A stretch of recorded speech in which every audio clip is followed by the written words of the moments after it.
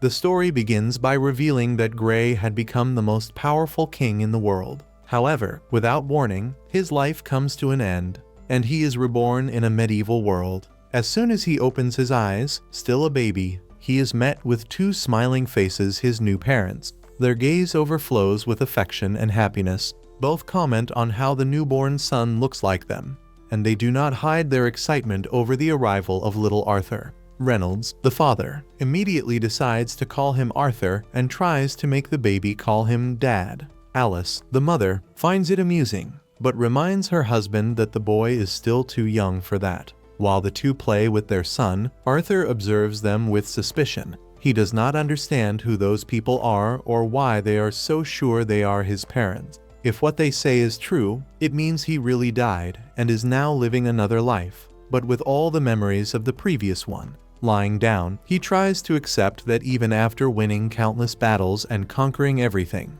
he now finds himself trapped in a fragile and incapable body. This situation makes him extremely uncomfortable, especially when he has to do something so simple and at the same time so embarrassing like burping. Despite this, Arthur does not feel anger toward the life he has now. His new parents take care of him with dedication, but even so he does not feel completely at ease. He does not like the idea of wearing diapers and lives with a constant feeling that he might be in danger. His only defensive instinct is to clench his fists tightly. Reynolds notices this and has fun placing his finger in his son's hand, thinking the grip is a sign of affection. As he tries to move and squeeze the finger harder, Arthur ends up overdoing it and soils himself, causing Alice to have to clean him. He feels so embarrassed that he almost cries. He wishes he could believe that everything was just a strange dream. But he already understands that this is the reality he will have to deal with from now on. Amid all this, something unexpected happens. Arthur witnesses his father using magic to increase his strength. Later, he also sees his mother using magic to heal him. This leaves him deeply intrigued, since in his previous life he had never come into contact with anything like it. He wants to understand how magic works, but knows that he still needs to grow for that. Shortly after, Reynolds enters a forest and defeats a beast with the help of magic. Then, he is visited by some friends, who, later in the story, will have important roles. Meanwhile, Arthur, still unable to do much, observes everything around him, absorbing every detail. For him, knowledge has always been a powerful weapon, and now it would be no different. When Reynolds returns from the hunt, Arthur wonders if he is now in a place where people live armed. If so, this world is probably much more dangerous than it seems. He comes to the conclusion that he needs to find a way to obtain power as soon as possible if he wants to survive and adapt. He still has many questions he cannot ask, but despite that, he begins to find joy in simple moments with his parents. In his old world, he could not even sleep in peace. Someone was always trying to take his life. Now, living with safety and affection, he begins to get used to the new reality. Time passes, and after several days or perhaps weeks and months, Arthur learns to crawl. Soon, he goes to a mirror to see what his face looks like. He gains more control over his body and begins to sneak out of the crib whenever his parents are not around. His favorite destination is the library. There, he picks up a curious book to learn more about that world. He discovers that he is on the continent of Dicathen, divided into 3 great kingdoms: Darv, where the dwarves live; Ilenoir, an elven kingdom hidden deep within the forest; and Sapin, the land of humans where he is now. He learns that this world is also ruled by a monarchy, but unlike the previous one, where the throne could be taken by force, here power is inherited. With this basic information, Arthur seeks to understand magic. He picks up a specific book on the subject, curious to know how everything works. As he reads it, he realizes how technologically superior his former reality was. The book explains that the magical energy of this world is called mana. Only 1 in 100 people is born with it, and this energy is passed down from generation to generation. There are 2 main ways to use it: augmentation, which improves physical capabilities, and conjuration, which allows one to create and manipulate mana externally. With this, Arthur understands that his mother is a conjurer. He also discovers that each person born with mana possesses a magical core, usually accessed during puberty. By mastering this core, a person can become a mage. For Arthur, the concept resembles the Kai he used before. He even tries to activate it. But at the moment he begins to concentrate, Alice picks him up, thinking he soiled himself. And she was right. While she changes him, he feels trapped inside such a fragile body, and reaffirms to himself that one day he will become strong again. Later, Alice writes down details of her son's development and shows satisfaction with his progress. But there is something that worries her. Arthur still has not smiled at them. Just thinking about it makes her heart tighten. As she looks out the window, she sees Reynolds trying to teach Arthur the basics of the sword. The father is excited about the progress, but Alice does not find it amusing at all. She becomes irritated upon learning that he is teaching something so dangerous to such a young child. Arthur watches the argument carefully, using the moment to try to better understand the relationship between men and women in this world. He even begins to wonder if their women have more power. Later, Alice takes him to the market, and Arthur is enchanted by everything he sees. Each new item seems like an opportunity to learn. Now he understands why babies tend to look around so much. In particular, he is fascinated when he sees magic being used in public. On the way back home, he begins to doze off. But before that, he mentally gives thanks for being by the side of such special people. Arriving home, Alice comments on how happy she is when he escapes from the crib to read and how curious he is during visits to the market. She thinks this comes from Reynolds and fears that, in the future, Arthur will want to go out into the world. Even so, she hopes that he will live a more peaceful life. At another moment, Arthur sees his father training magic and becomes excited at the idea of being able to learn from him. Initially, he finds his father's display too simple. But when Alice appears and encourages him to pay more attention, Reynolds releases a much more impressive power. Arthur concludes that he is an augmenter. Excited, he wants to try to do something as well, but is interrupted by Alice, who says that it is already time to sleep. As he is taken to the bedroom, he sees a book on the shelf and starts to cry, pointing at it. With a convincing little face, he manages to persuade his mother to let him read for a little longer. While reading, he begins to try to channel mana throughout his body and direct it to a single point, the beginning of the creation of a magical core. When his parents think he is already asleep, an explosion occurs inside the house. Reynolds instinctively protects Alice, but ends up burned on his back. Once they make sure they are fine, they remember Arthur and run to where he was. When they arrive, they are shocked. Arthur is floating, surrounded by an intense energy. The two are paralyzed, just watching as their son begins to descend slowly. But when he lands, part of the ceiling collapses. Before something worse happens, the parents act quickly and save him.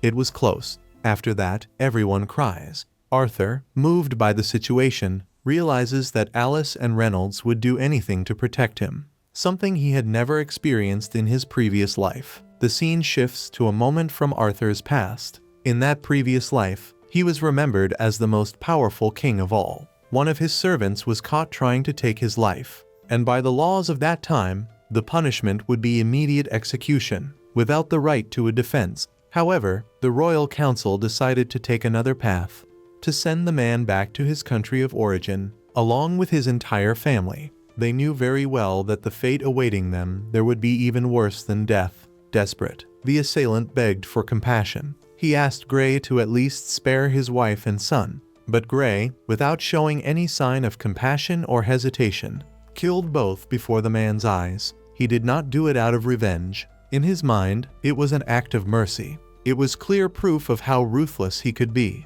It is hard to believe that Arthur, this boy with a calm and gentle appearance, had once been someone capable of making such cold and merciless decisions. Now, in the present, Arthur spends some time with his father, Reynolds, who decides to gift him a pair of combat gloves identical to his own. But Arthur refuses the gift. He still prefers to continue training with his wooden sword. In his opinion, with the body he currently has, the gloves would limit his movements too much and put him at a disadvantage. Reynolds does not insist on the matter of the gloves. He simply smiles and begins his own warm-up. But today's training would be different. During the spar, Arthur reveals that he has learned to reinforce his sword with mana. Surprising Reynolds, he disarms him for the first time. It was Arthur's first victory against his father, leaving Reynolds completely speechless, impressed by his son's sudden progress. Later, during dinner, Reynolds announces that it is time to find a real instructor for Arthur.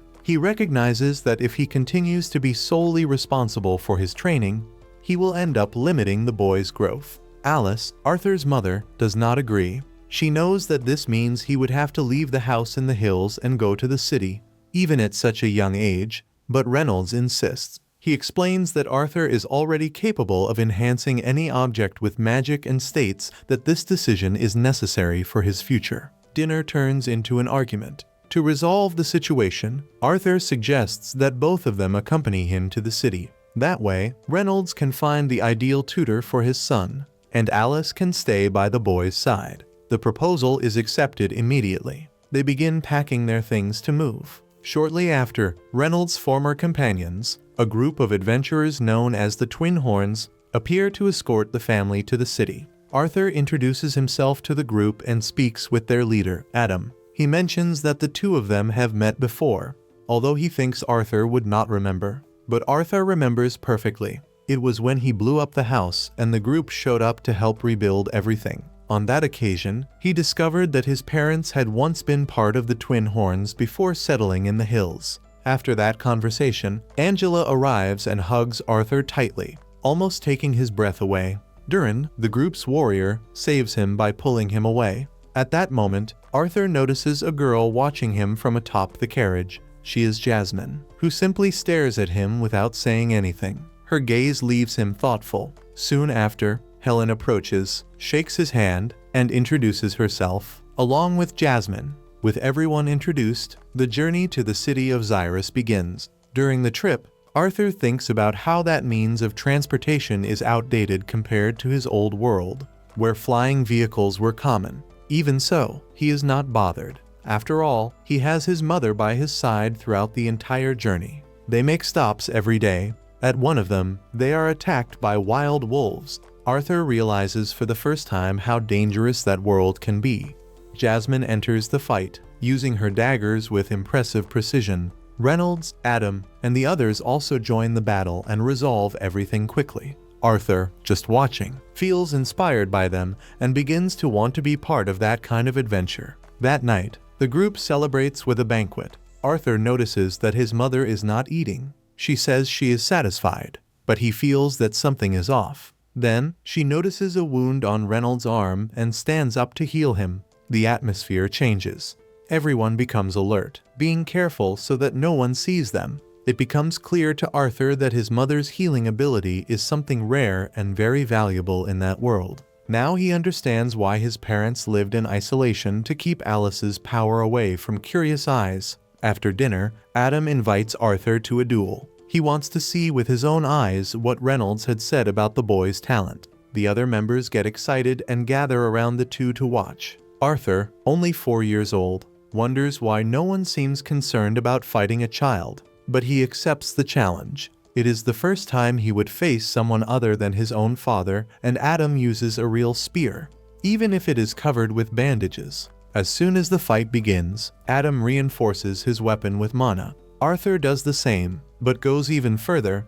He channels mana into his feet to increase his speed. In an instant, he approaches Adam before he can even react. Then he feints Adam and reappears behind him, surprising everyone with his speed and precision. The fight continues, but the physical difference between them is clear. Adam, with a single blow, sends him flying. Arthur feels firsthand how his body is still too light for direct combat. Before hitting the ground, Angela softens his fall with wind magic. Durin scolds Adam for going too far. Adam apologizes, saying he was caught off guard by the boy's technique and could not contain his excitement. He wonders what kind of training Reynolds gave his son to make him so strong. Meanwhile, Jasmine watches Arthur intently. She wants to understand how he did that. She begs him to teach her.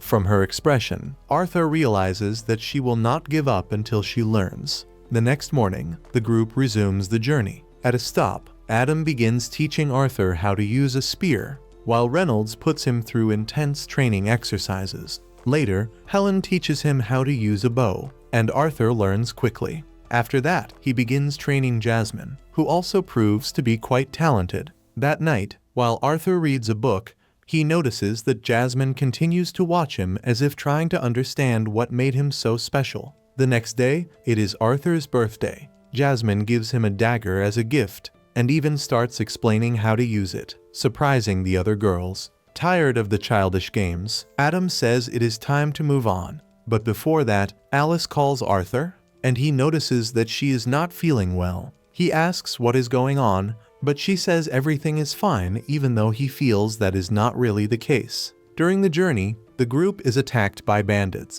Everyone jumps out of the carriage and takes position. Arrows come from all directions, but Angela protects the group with a magical barrier. Arthur realizes they are surrounded. The bandit leader orders that women and children not be harmed, as he wants to sell them. The battle begins. Alice, frightened, tries to calm Arthur. Before they are reached, Duran pushes the enemies back with an explosion, and Reynolds takes down 2 of them with his fists. One of the bandits tries to attack Reynolds from behind, but Helen stops him with a precise arrow shot. Adam moves among the enemies with his spear, and Jasmine takes down several with her daggers. Even so, there are many enemies. The group begins to grow tired. Eventually, Reynolds is thrown against the carriage and loses consciousness. The bandit leader approaches Alice and Arthur. When the 2 run from the carriage, Reynolds wakes up and tells them to get away. Even injured, he insists that Arthur flee with his mother. He reveals that Alice is pregnant, explaining why she seemed unwell. Arthur hesitates, but eventually accepts. He grabs his mother's arm and starts running. The leader orders them to be stopped, but the group members intervene, clearing a path for them to escape. As he runs, Arthur remembers his past life. He was once someone who took lives without hesitation, but now he was fighting not to lose someone important. While running, he senses a presence coming from the mountains. He sees a man about to cast magic at them. Without thinking twice, he pushes his mother to protect her and is struck, falling down the mountainside. During the fall, he decides he will not go alone. He uses the dagger Jasmine gave him, which has a rope attached, and throws it at the enemy. It catches on the man's leg, pulling him along. Meanwhile, Duran and Angela try to use magic to save him, but he is too far away. Arthur begins to reflect on everything as he falls, and his mother, from above, screams his name in despair. Tears run down her face. Arthur, on the other hand, feels that he has fulfilled his duty to protect his family, even at the cost of his own life. He is sad that he will not be able to meet the sibling who was to come, but feels that he did what was necessary. Incredibly, Arthur survives the fall, but when he opens his eyes, he is faced with a gigantic and terrifying monster. The image of the creature before Arthur completely paralyzes him. He is unable to utter a single word. The feeling is that he was drawn there on purpose, and with that, he tries to attack her, but her reaction is simple and unexpected. With a light touch, she pushes him away as if he were nothing. She assures him that she poses no danger and calmly stands up, walking over to an unusual plant that she cultivated on her own to harvest magical fruits. Her intention is to feed Arthur, assuming that he needs to recover, since he is still injured. Her attitude leaves Arthur bewildered. It is hard to believe that a creature with such a threatening appearance is treating him with so much care, almost as if she were a maternal figure. Even so, he cannot fully trust her. Something inside him doubts her intentions, but as he feels pain and cannot even move, he gives in to his emotions and begins to cry. The creature promises Arthur that she will answer anything he wants to know, so he asks his first question. He wants to know if his parents are well. She replies that, although she cannot leave the cave, she used her spatial awareness to confirm that his family defeated all the bandits and left that place a few days ago. Arthur feels great relief upon learning that his mother, his father, and his future sister are safe. He sincerely thanks her for saving his life. Not knowing what to call her, she finally introduces herself as Sylvia. But it becomes clear that Sylvia holds many secrets. In the following days, she continues to take care of Arthur, offering the same magical fruits, which help his body recover completely. Over time, Arthur is able to walk again and feels the desire to return home. However, according to Sylvia, The region is still very dangerous, full of fierce creatures and thieves, and he would not survive even a single day on his own. Even so, Sylvia does not want to see him trapped there. She decides to find a way to help him leave, using the little magic that still remains in her body to open a dimensional rift. Meanwhile, Arthur spends his time training his sword skills, but he cannot stop thinking about the mysteries surrounding Sylvia. Why is she being so protective of him? And what does that enormous hole in her chest mean? Since she never talks about herself, these questions remain unanswered. After training, Arthur meditates to strengthen his mana, which catches Sylvia's attention. Curious, she decides to show him something even more interesting: a way to absorb mana from the environment while casting spells at the same time. She explains that the way people perceive mana as something that must be gathered before being used is limited. She says that beings like her are able to use and collect mana simultaneously, which prevents exhaustion. Sylvia also mentions that magical creatures can do this instinctively, as if it were breathing. Then, she asks Arthur if he wants to learn this technique. He responds enthusiastically, saying yes, but before teaching him, she wants to know his reason. Arthur answers honestly. He wants this power to become stronger and, with it, destroy anyone who harms those he loves. The answer does not please Sylvia. She touches his forehead, saying that he has failed. She refuses to teach something so valuable to someone consumed by hatred. Arthur argues that it is normal to feel anger toward enemies, especially after everything he experienced in his previous existence as a king. Sylvia perceives this darkness within him and explains that causing pain to others cannot be the goal. After a pause, she apologizes for being harsh, but reminds him that the same hands capable of ending him were also the ones that touched him with tenderness. This is the lesson she wants to leave. It is better to act with kindness. Anger and violence only bring suffering. She saved his life with care and affection, and does not want to see that gesture tainted by negative feelings. When Arthur begins to understand what she is trying to convey, she questions him again. What will he do when he becomes powerful? Arthur, thinking of all the good moments he experienced with his parents and friends, answers that he will use his strength to protect them. This time, Sylvia smiles and approves, but in another place, nearby, on top of a cliff, a different figure appears, someone who looks very much like Sylvia. He is searching for her, as she has disappeared from the kingdom where she lived. Then, we are taken to a moment from Arthur's past life. He is in his royal chambers. After waking up, he goes to the office of one of the members of parliament. There, he admits that he only carries the title of king, since those who truly govern are the parliament. In a world on the brink of collapse, with scarce resources and a decline in the number of births,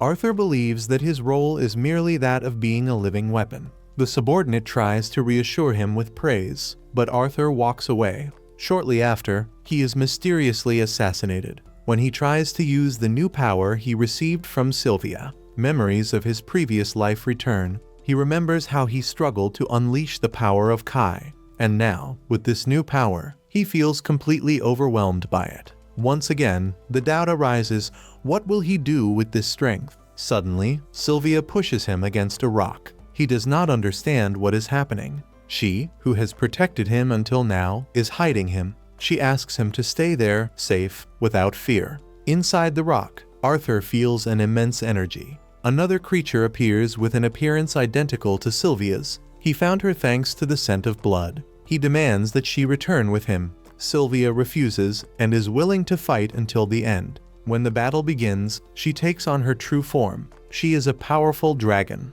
The creature warns her that this kind of power could end her life. But Sylvia is at peace with that fate. For her, every moment lived was worth it. Even if it means dying, she will not back down. The fight is intense. Arthur watches, powerless. The battle seems balanced until Sylvia uses her final move.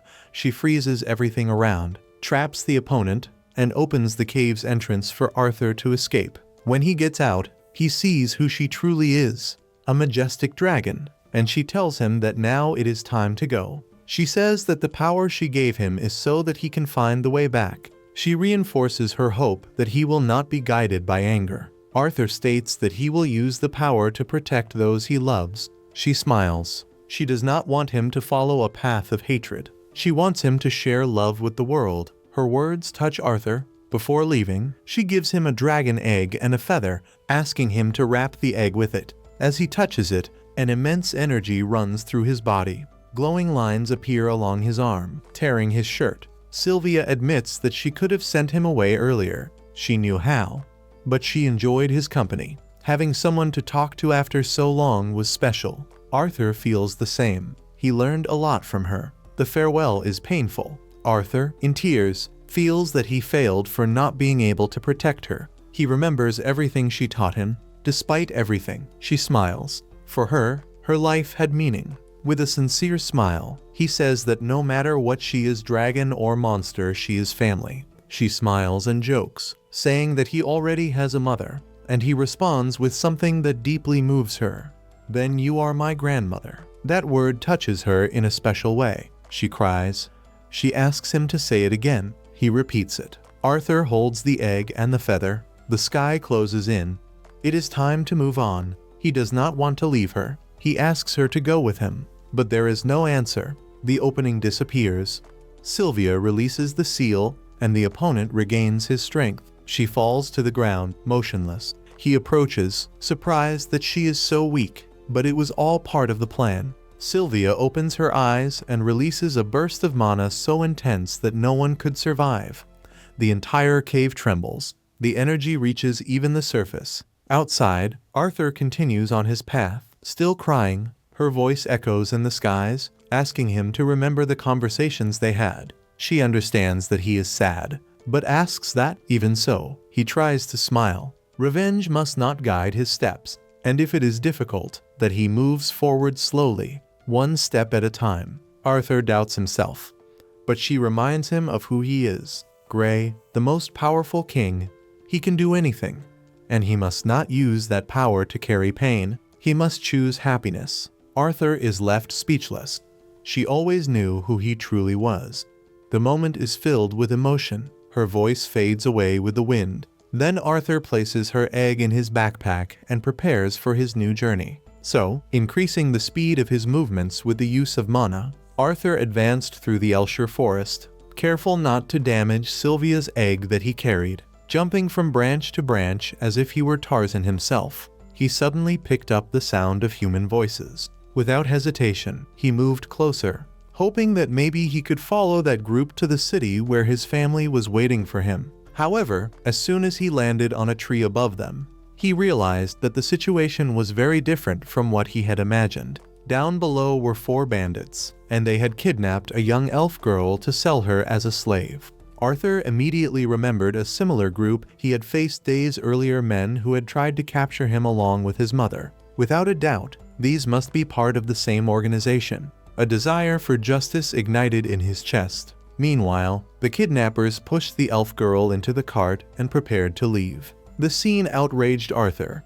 Even so, he forced himself to remember Sylvia's words and restrained his fury, choosing instead to follow the cart stealthily until dusk. When the group stopped to camp, Arthur realized he had 2 options. He could continue following them safely until they reached some human city, but that would mean abandoning the young elf to her fate. He knew he wouldn't be able to ignore it. He waited until midnight to act. The bandits used horned wolves to pull the cart, and Arthur came up with a plan to destabilize the camp. He began throwing stones at the animals, making them howl loudly and threateningly. Frightened by the idea that the howls might attract dangerous predators, one of the bandits approached the wolves and started kicking them in an attempt to silence them. Seeing the perfect opportunity, Arthur sneaked up to him. Reinforcing his hand with mana, he turned it into a living blade and quickly incapacitated the man. Then, he grabbed the bandit's knife and eliminated the second kidnapper without hesitation.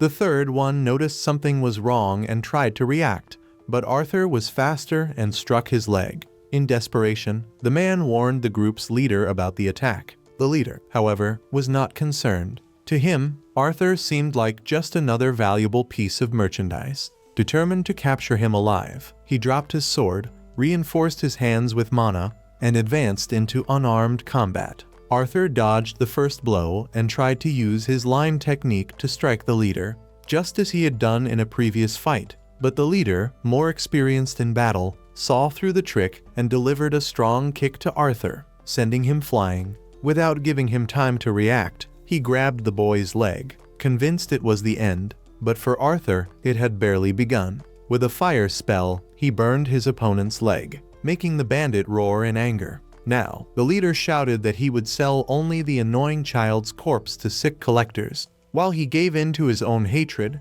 Arthur took the opportunity to throw his knife using the line technique, embedding it right into the enemy's forehead and ending the fight in an instant. The third bandit, still alive, fell to his knees, begging for mercy and promising to change his life. But Arthur knew those empty words well. He couldn't afford to leave witnesses, so he finished the job. Climbing onto the cart, Arthur removed the blindfold from the elf girl and tried to calm her down, assuring her that she was now safe. Even so, she became frightened upon seeing his injured state. Understanding that children do not deal well with violence, Arthur quickly covered the bandits' bodies and told a small lie. He said that the bad men had died in an accident. Innocent, the girl believed it without question. After taking some useful supplies, Arthur was preparing to leave, but he was stopped when the little elf held his hand, pleading not to be left alone in that forest full of dangers. She said her parents had already told stories about tree ghosts that ate children even if they were just legends to scare kids. With no other choice, Arthur decided to take her back home. The girl pointed south, saying her home was in that direction, the opposite side of where Arthur should go to reunite with his parents, asking how she ended up in that situation. The answer was simple. While playing, she followed some insects and ended up getting lost. He wasn't surprised. He remembered his past life, recalling when he was also imprisoned at the same age. He would not allow her to go through something similar. As for the horned wolves, the girl asked to release them, explaining that they would die if they remained trapped. Arthur, even though reluctant and afraid they would be attacked as soon as they were freed, simply watched as she untied their bindings and allowed the animals to return to the forest. Happy for having saved such a kind soul, Arthur renewed his determination to protect her. The next day, they began their walk. At some point, Arthur asked her name, and the little elf replied with a smile, Tesha. When she asked his name, he answered politely. As they walked, Arthur noticed that she was probably starving, so he made her sit down and handed her a bowl of food. Even without being hungry, he explained that it was important to eat to maintain strength. Memories of Sylvia came to mind. She used to say exactly that. Tesha wrinkled her nose, saying that the smell of the food was strange. Arthur laughed internally. After everything they had been through, she was still complaining. Typical child behavior. He tried to improve the taste by adding some leaves, but even so, she made a face. For Arthur, food was synonymous with survival, not flavor. Watching the girl complain made him better understand what it means to be a child. She commented that she wanted something sweet, but under those circumstances, it was impossible. And so, they continued their journey. During the trip, Tesha said that her city was full of mana, and that she could hardly wait to awaken her own energy and study with her master. Arthur was surprised that she would have a mentor instead of attending a school system. Night fell, and he set up a tent so Tesha could rest. He heard the howls of the wolves he had freed and, worried, regretted not having killed them. Tesha called him into the tent, saying it was dangerous to stay outside. But Arthur preferred to keep watch. The girl insisted, commenting that her grandfather had taught her not to sleep in the same environment as a boy, but that she would make an exception in that case and promised not to tell anyone. When Arthur still hesitated, she argued that if he stayed outside, others would see that they were children, and there would be a higher chance of them being attacked. Tired, Arthur gave in and went inside. Inside the tent, Tesha talked about humans, saying they were perverted and had many wives. Arthur tried to explain that not all of them were like that, but she had already fallen asleep. Soon after, he also drifted off. The next day, they resumed their journey. Suddenly, Arthur felt an unbearable pain coming from his manacor, but he said everything was fine so Tesha wouldn't worry. Even when she asked, he replied that he was okay. One of the horned wolves that Tesha had saved brought a small prey as a gesture of gratitude for what they had done, and that night they fed on delicious meat. On the next day, Tesha asked to call him Artie. In response, he joked by calling her Your Highness, which made her irritated.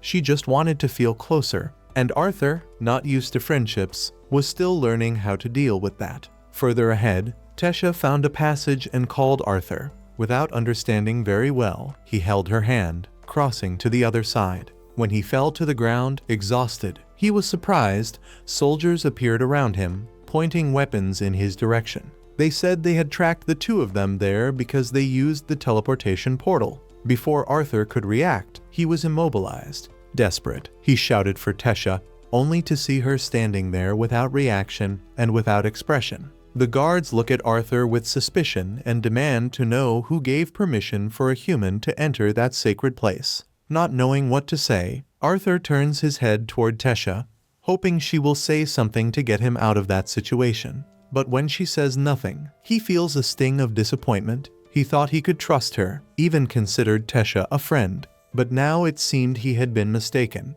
What he didn't know is that she was just frozen, not knowing how to react. She was only a child, frightened by the pressure. When the guards say they are going to finish Arthur off, Tesha finally gathers the courage to intervene, saying that he saved her life. Even so, the guards don't believe it. They claim that Arthur must have done something to manipulate her mind and convince her of that. But before the situation gets worse, someone appears through the same magical portal. A man with an imposing yet calm presence emerges and orders them to leave Arthur alone. It is Virian Iralith, the former king of Elenwar. He personally thanks Arthur for saving his granddaughter and reveals that Tesha is the princess of the kingdom. Arthur is completely surprised. He would never have imagined that Tesha was royalty. She never acted in a way that revealed that during the time they spent together. Soon after, Tesha's parents, the King Alduin and the Queen Muriel, arrive, relieved to see their daughter again after so many days of worry.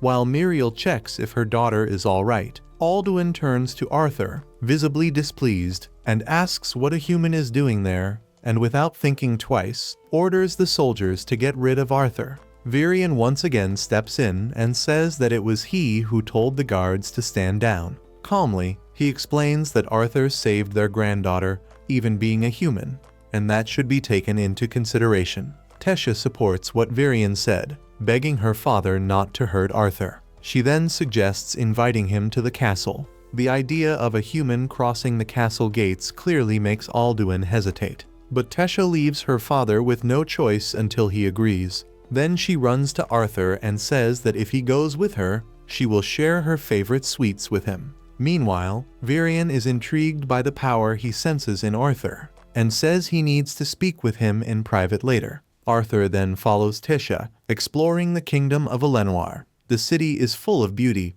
with structures spread among and beneath the trees. The people live peacefully, far from conflict. But even so, everyone looks at Arthur with curiosity, wondering what a human is doing there. Despite everything, Arthur still can't forget the moment when Tesha hesitated to help him. Why did she do that? And that serious expression on her face. These thoughts keep echoing in his mind, bringing a discomfort that is hard to ignore. He continues observing everything around him cautiously, without letting his guard down. When they arrive at the castle, they are received by several elven maids. They exist to take care of everything Tesha might need. But today, Tesha wants to repay Arthur. She orders them to treat Arthur with the best hospitality possible and tells them all that he saved her life. When she notices that some of the servants are not fully convinced, Tesha declares that Arthur is one of the rare humans with a good heart. Then she turns to Arthur and asks what he wants to do: eat, play, have lunch, or maybe freshen up. But Arthur has another priority. Before anything else, he wants to speak with Tesha's parents about what happened in the forest. There is still a lot left unexplained. Everyone gathers in a room meant for serious conversations, but Tesha seems to be in a different mood and shows up carrying tea and snacks, as if it were a meeting to relax. Alduin introduces himself to Arthur in a more formal manner, along with Muriel and Virian. Arthur also introduces himself, saying that he is just an ordinary child from a distant village in the kingdom of Sapin. He kneels respectfully, saying he never imagined that a commoner like him would have the chance to be in the presence of royalty, much less sitting in the same room. Alduin is surprised by the boy's manners and allows him to continue. Arthur then tells everything that happened since he got separated from his family. He doesn't lie, but he also doesn't reveal everything, like his encounter with the mysterious Sylvia. When he reaches the part where he finds Tesha being taken by slave traffickers, the atmosphere in the room changes.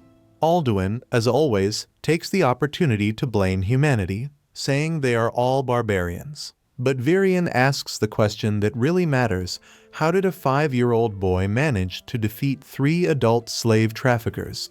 It certainly wasn't through talk. Arthur finally reveals that he is a mage and used his powers to save her. Alduin doesn't believe it, and the same guard from before interrupts again, saying that all of this is mental manipulation. Virion, who has been defending Arthur from the beginning, gets irritated by the disrespect and silences him. Tesha also speaks, saying that she heard the traffickers saying they were going to sell her, recalling the horrible experience. Muriel, emotional, hugs her daughter tightly. Alduin finally realizes what his daughter went through. Then he turns to Arthur and says that he believes him, thanking him for everything he did. Arthur takes the opportunity to explain the reason he asked for that meeting.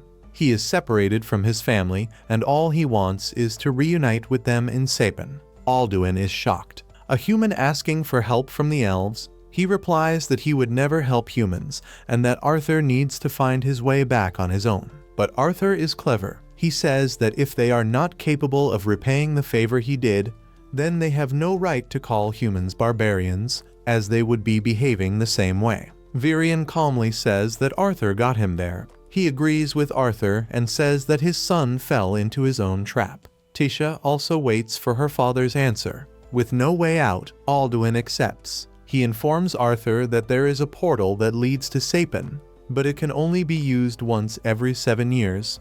Since it was used recently, it can only be opened again in 5 years. Arthur cannot wait that long. He needs to see his parents soon. Alduin realizes this and says that he will send soldiers to escort him home. The journey will begin the next day. This brings relief to Arthur, but his mana core starts to hurt again. He leaves the room and tries to relax with a bath. The pain does not go away. He presses his chest, trying to understand what is happening and what he could do. He thinks about Sylvia, wondering what she would do in this situation. After that, he decides to take a walk through the palace. The fresh air helps a little with the pain. He thinks about his parents and feels an overwhelming sense of longing. He wonders if they are still alive, but soon concludes that they are too strong not to be. When he looks up and sees Tesha with her parents, he wonders if his family will welcome him with the same affection, or if they will be angry at him for being gone for so long. These thoughts weigh heavily on a boy like him. Tesha runs toward him. Arthur teases her, calling her a spoiled princess and saying that she should go enjoy her time with her parents. But he opens up to her, saying that he is afraid of how he will be received by his parents. Tesha holds his face, finding it unbelievable how someone can be so silly. What kind of parents wouldn't be happy to see their child again? She is sure that his parents are very worried. Suddenly, glowing flowers begin to fall from the sky. She smiles and explains what they are. Arthur watches and remembers the moment he thought she was going to betray him, realizing that he only thought that because he is still dominated by the darkness inside him due to his past. Then he apologizes to Tesha and says that he also liked the flowers. Arthur notices something dangerous coming toward Tesha and immediately counterattacks. To his surprise, the one who launched the attack was Virion. Arthur asks why Virion is attacking his own granddaughter, but he only smiles, saying that no one would get hurt by flowers. Arthur realizes that he did that to test him, which worked. Now Virion believes that he really took down the bandits. Tesha runs toward him, begging him not to hurt Arthur, but Virion replies that he is not intimidating anyone. He just found someone interesting for the first time and does not intend to let him slip away. Using magic, he makes Tesha sit down and throws a wooden sword to Arthur. The boy quickly understands Virion's intention, and the fight begins. Arthur gives it his all, uses all his mana, but cannot hit Virion, who is faster. When he tries a stronger attack, the sword breaks and a piece almost hits Tesha, but Arthur protects her. He decides to use magic. The force is immense, few would endure it. but Virion repels the spell as if it were nothing. After several attempts, Arthur finally hits Virion on the head. He is surprised, but instead of backing off, he becomes more excited to continue fighting. But Tesha stands up and pinches her grandfather, asking him to leave Art alone. Virion says that Arthur is not the child everyone thinks he is, and if someone was intimidated, it was him. Arthur does not want that reputation. He says that Virion is exaggerating. But then, Virion makes a proposal. He wants Arthur to become his disciple. The idea does not seem bad, and Arthur begins to consider it. But when he remembers his parents and their worry, he thinks it is better to refuse. He explains everything to Virion, who then says that there is a way to inform his parents that he is fine without needing to go personally. Arthur tries to understand better, but the pain returns to his monocore. This confirms Virion's suspicion.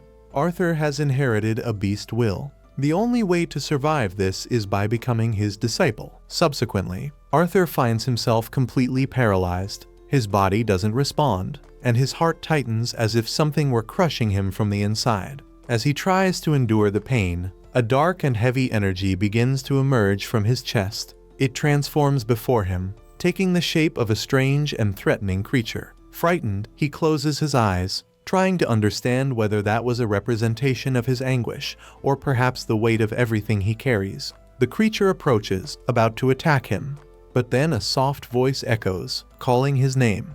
It's Tesha. Her voice brings an unexpected peace that calms his heart. When he opens his eyes, Arthur finds Tesha sitting on top of him. Tesha smiles and wishes him a good morning, but he pretends to ignore her, turning his face away and murmuring something as if she were a monster from his dreams. Tesha gets annoyed with the joke and tells him that her grandfather is waiting outside. Since Arthur doesn't react, she decides to pull him out of bed by force, telling him to fix that messy hair. Arthur snaps back, saying that her hair, just a few minutes ago, looked like Medusa's. While getting dressed, Tesha asks if he really intends to stay there. Arthur replies that he's still thinking about it and calls her princess. She rolls her eyes. She's tired of him always speaking to her like that, considering they are already friends. To make that clear, she pinches his back and warns that she'll actually get in a bad mood if he uses that title again. Arthur comments that if that's the case,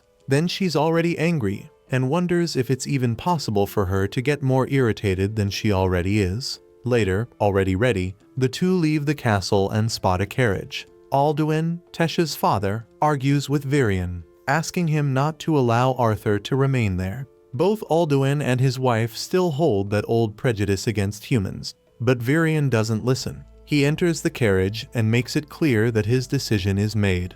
Arthur will stay. Tesha hears everything and once again steps forward to defend Arthur. She insists that they should let him stay. After all, he saved her life. Alduin even admits he is grateful, but says that it doesn't change the fact that he doesn't want a human defiling that sacred land. Virion grows tired of his son's words. He interrupts the discussion, reminding everyone who is in charge there, and orders Arthur and Tesha to get into the carriage immediately. The vehicle heads toward the house of an old friend of Virion. During the journey, Tesha falls asleep leaning on Arthur's shoulder.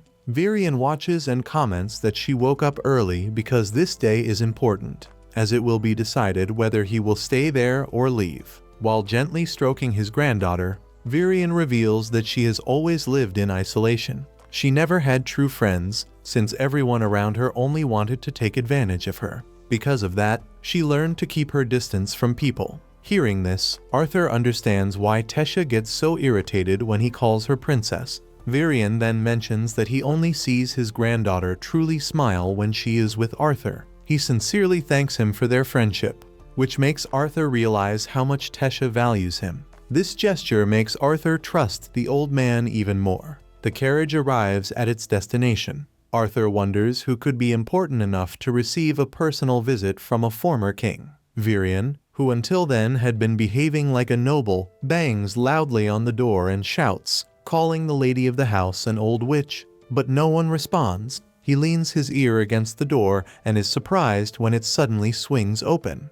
The woman replying that she hears perfectly well and doesn't need shouting in her ears. Virion stands up and introduces her, Rinia Darkhassen. He explains that she is a skilled mage, capable of granting Arthur's wish. Arthur gets excited and shows respect toward her, which pleases her. She allows everyone to enter. Inside the house, Arthur looks around and sees only a basin filled with water. Not understanding, he asks how she will help him communicate with his parents. Rinia explains that she is a seer, someone capable of seeing parts of the past and the future. She tries to use her powers on Arthur, but is surprised when she can barely see anything, stating that he is someone special. Arthur replies that he doesn't want to know the future. He just wants, somehow, to tell his parents that he is fine. Rinia instructs Arthur to look at the reflection in the water in the bucket and think about his parents as vividly as possible. She uses her magic, and through the water, Arthur sees them.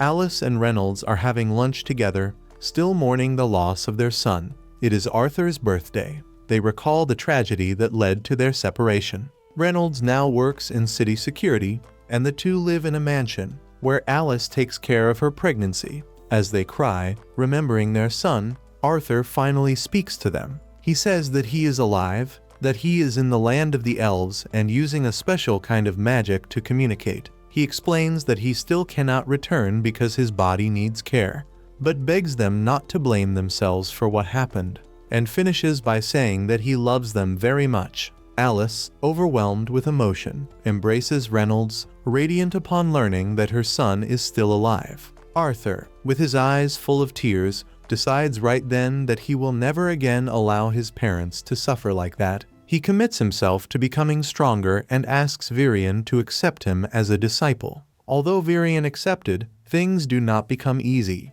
Alduin and his wife remain suspicious, and many elves do not want a human there. Virian and Tesha meet with Alduin to try to resolve this. Tesha argues that Arthur saved her life twice, and that if they still reject him, they are basically saying that elves repay good deeds with hostility. Alduin says he understands, but fears the reaction of the people. Virian, firm, declares that he would never accept a disciple if he did not believe in him. Faced with this, and out of respect for his father and daughter, Alduin gives in. Virian reassures him, stating that he will take responsibility if anything goes wrong. Alduin and his wife go to Arthur to welcome him. Alduin admits that he was harsh with him, but that it is not Arthur's fault, but rather the image that humans have. Arthur notices the change. The same man who once did not want him there now extends his hand to greet him. Alduin loves his family and will do what is necessary to see them happy. But Tesha wants more. She challenges her father to let her show the city to Arthur. Since the news of his stay has already spread, Alduin accepts. Happy, Tesha takes him through the streets and introduces him to the shops, the residents, and even convinces him to go to a snack and fruit shop. While they walk, a young elf bumps into Arthur. Even after being pushed, Arthur apologizes and tries to leave, but the elf looks at him with contempt. He says that Arthur has contaminated him for being human, and that, even if Virian wants him there, he will never be accepted. Arthur, who has learned to be more mischievous with Tesha, decides to provoke him. The boy introduces himself as Faerith Ifsar II, and says that being with Arthur will only tarnish Tesha's image, offering to take her home. Tesha scolds him, but Arthur goes further. He makes an exaggerated bow and purposely gets the elf's family name wrong, calling him the very same grass-type Pokemon of Ash Ketchum from Pallet Town, Ivysaur. Tesha realizes it and bursts out laughing. Faerith understands the provocation and, to maintain his noble composure, challenges Arthur to a duel. Challenging someone in public in that city is a serious matter. All the adults stop to watch. If Arthur refused, he would tarnish the honor of Virian and Tesha's family. So he accepts. Faerith asks Tesha to be the judge. She gives the signal to begin, and Faerith rushes forward. But Arthur, calm, lands a single blow, and the boy falls unconscious. Tesha is not surprised. She had already warned that Arthur was strong. Since Faerith did not listen, now he has to face the consequences. She grabs Arthur by the hand, and the two run off, smiling. Over time, Arthur gets used to Tesha's company. They walk together, eat together, even study side by side. Whenever someone tries to intimidate him, Tesha is nearby to defend him. On one of those afternoons, she joins him near a railing and asks about the training that begins the next day. He seems thoughtful. She notices and asks if everything is all right. Arthur remembers what Virian told him earlier. He is alone in that land. Even so, he decided to stay and learn. Virian warned him that it would be the most difficult challenge of his life, but that if he endured, he would have a bright future. Arthur reaffirmed his will and heard from the old man that, for now, he should ignore the pain in his mana core. Back in the present, Arthur looks at Tesha with determination. He says that he is excited for the training, that he knows he has been through a lot, but nothing compares to what is to come. He is determined to move forward and become stronger. Tesha extends her hand and says that she will also give her best. Arthur asks for what, and she replies that she wants to make sure he does not leave her behind. The next day, the training begins. Arthur positions himself in front of Virian. Upon hearing the first instructions, he thinks to himself, life here moves at a different pace. In just a few days there, he has already learned a lot. He is growing, and even without knowing exactly what will come, he feels that the future will be exciting. Time passes and Tesha learns to control mana. One morning, she goes to wake Arthur, but he does not react.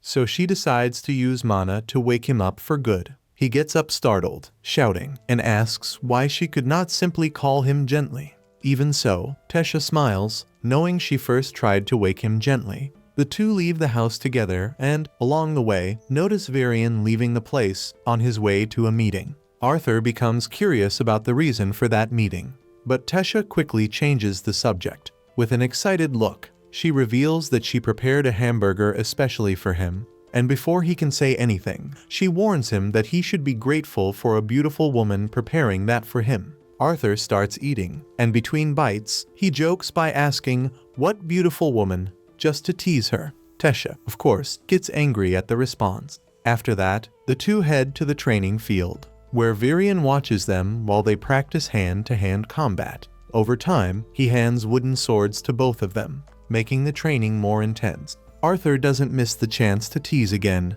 calling her the beautiful Princess Tesha. But this time she doesn't get irritated. She simply replies that she will defeat him to teach him a lesson. After the sword training, Virian decides it's time to go further and introduces a new topic, magic. He explains that, upon awakening mana, a person can connect with one of the four main elements: fire, water, wind, or earth. This affinity usually varies according to race. For example, elves generally have a natural connection with wind, earth, and water. Dwarves, on the other hand, have more skill with earth and fire, and humans, well, they can have an affinity with any of the four elements, but usually master only one. The choice of element is completely random. However, Virian talks about extremely rare cases of people who can control more than one element, which seems to be exactly Arthur's case. Tesha raises her hand and asks why Arthur doesn't train his body while using magic, like she did.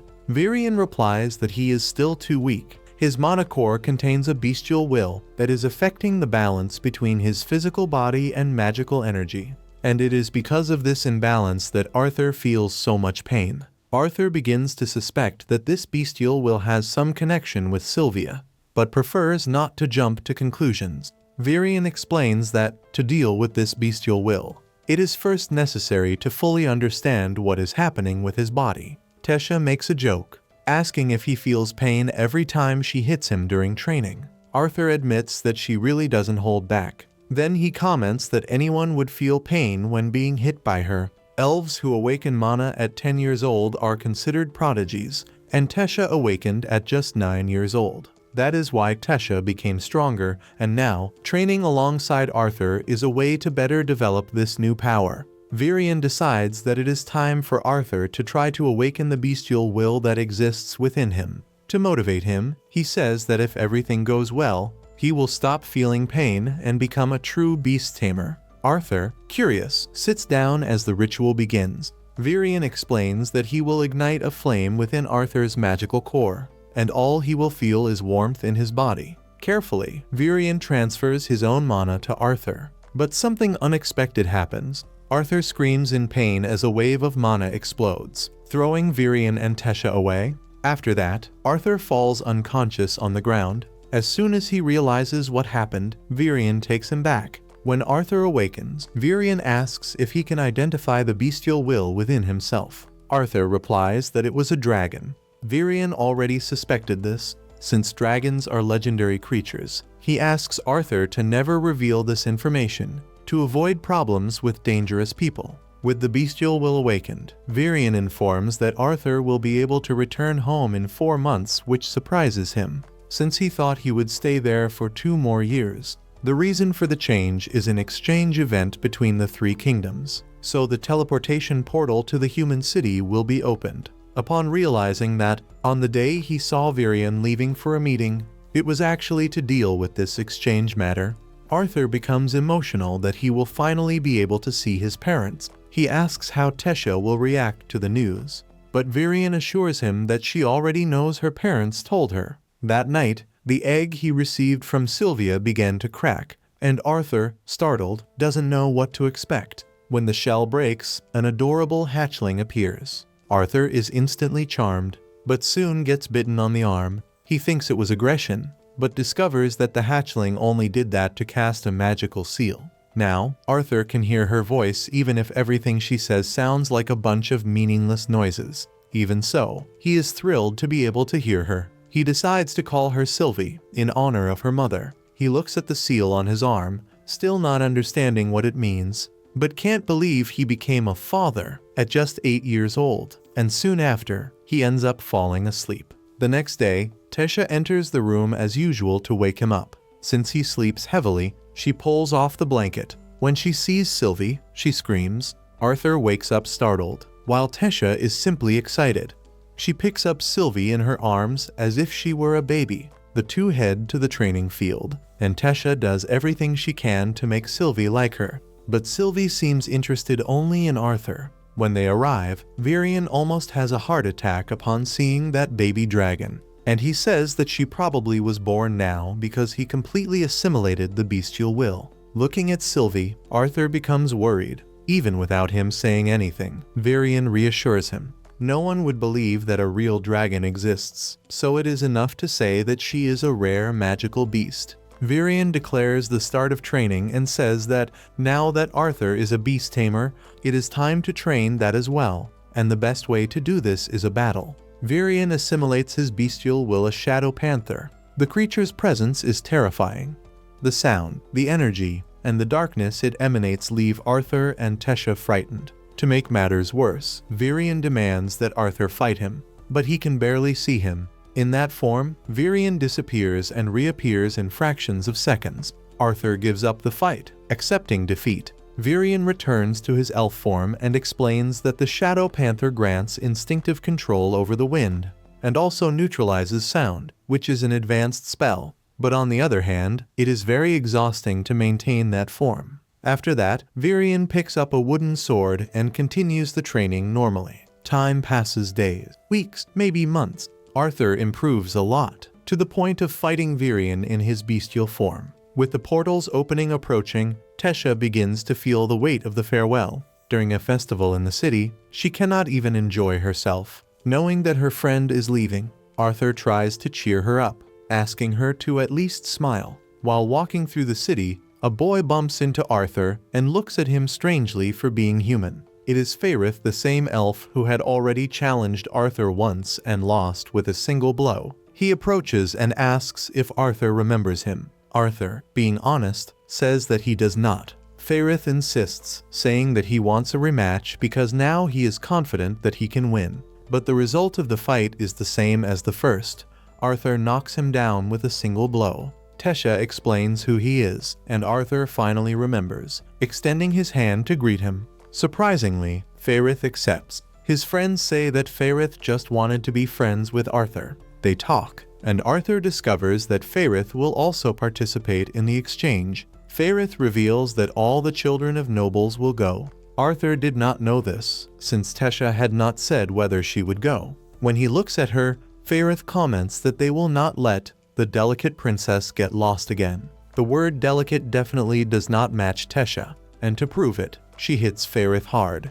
sending him flying far away, in true Team Rocket blasting off at the speed of light style. He faints on the spot. It was the first time Arthur saw a princess knock someone down like that. Without thinking twice, he pulls her away. Once they are farther away, he comments that a princess should not hit her subjects. But Tesha does not care. She is confused, full of thoughts, especially because Arthur is leaving, and Ferrith ended up saying exactly what he should not have. She complains that Arthur is treating her like her father, and on top of that, he is leaving. She calls him old and runs away, locking herself in her room to cry. Arthur, realizing how shaken she is, enters through the window carrying the glowing flowers she loves. She sees him and goes to him. Arthur places a flower behind her ear and invites her for a walk. They walk through the forest, even with all the warnings not to go there. Arthur lights a campfire, and the two sit down to talk. Tesha starts to get sleepy, but wants to enjoy every minute. They talk about the human world until she falls asleep. The next morning, Arthur prepares to leave. Virion hands him a compass with the symbol of Iralith. That way, if he wants to return one day, he will know the path. He also casually comments for him to be more careful when going out with Tesha at night. Arthur just apologizes. He asks about Tesha before leaving, but imagines that she is too upset to say goodbye. When he is already in front of the portal with the other young people, Tesha appears running. She trips along the way, and Arthur runs to help her. She hugs him tightly, asking him not to forget to eat. He returns the hug, saying that he will miss her. With tears in her eyes, Tesha says that she will miss him too. The portal finally opens. The farewell is heartbreaking. After a long journey, Arthur finally returns to the human kingdom, and he is emotional that he will be able to see his parents again. He walks to the house, takes a deep breath, and knocks on the door. A little girl appears. Upon seeing her, Arthur immediately recognizes her. It is his sister. His parents soon appear at the door, calling the girl Elena. When they see Arthur there, they are left speechless. When Arthur appears in front of them, Alice and Reynolds simply can't believe what they're seeing. Without thinking twice, they run to him and hug him with all their strength. Filled with joy at having their son back, Alice starts to cry, unable to hold back her emotions, and little Elena soon asks her not to cry like that. Looking at her, Arthur quickly realizes that little girl is his younger sister, and just by looking into those eyes, he already feels that he would do anything to protect her. Arthur then kneels in front of her, introduces himself, and sees how surprised she is to meet the brother she has heard so much about. As soon as they enter the house, Alice wastes no time and starts bombarding her son with questions, wanting to know everything about the time he was away. Arthur assures her that he is fine, while Reynolds, laughing, asks her to take it easy and stop smothering the boy. Meanwhile, Elena watches everything, a bit sulky, feeling a little jealous seeing her parents give him so much attention. Alice then calls her over and explains that Arthur is the older brother from the stories she always hears before going to sleep. Arthur smiles and says he was really very eager to finally meet his little sister. At that moment, Sylvie, without wasting any time, jumps straight into Elena's lap, breaking that emotional atmosphere a bit. When everyone finally calms down, Arthur begins telling his family everything he has been through since they were separated. But about Sylvia, he chooses not to say anything for now, revealing that now, while he is still weak, could put everyone at risk. So, he simply says that he survived the fall thanks to luck and the unconscious use of magic. He goes on to explain how he ended up saving Tesha and how he spent the following years in the Elven Kingdom, training and dealing with the illness. He also talks about Sylvie, saying that she is just a magical beast he adopted after finding her mother too weak to survive. His parents feel relieved, trusting every word. Suddenly, Reynolds, curious, asks what stage Arthur's mana core is at. Right away, Alice scolds him, complaining that this is not the kind of question to ask now, with their son having just returned. Arthur laughs, changes the subject, and asks what his father's current job is. Reynolds replies, full of pride, that he now works as a security instructor at one of the largest auction houses in the city. Soon after, Reynolds mentions that 2 years ago, his mana core advanced to dark orange, which is considered an intermediate level. Arthur is quite impressed, realizing how much his father worked to reach that point. But deep down, he also knows that he himself is already at the light red stage, which, in practice, is just one step below what Reynolds has achieved. When Reynolds realizes this, he becomes completely flustered. Without thinking, he blurts out a damn, and little Elena starts repeating the word non-stop. Immediately, Alice gives that classic lecture, reminding him that she had already told him to stop saying things like that in front of their daughter. Even so, Reynolds can't hold back and, with a smile on his face, challenges Arthur to a duel, to test how strong he has become. Suddenly, the door opens and some people enter the house. Reynolds quickly introduces them.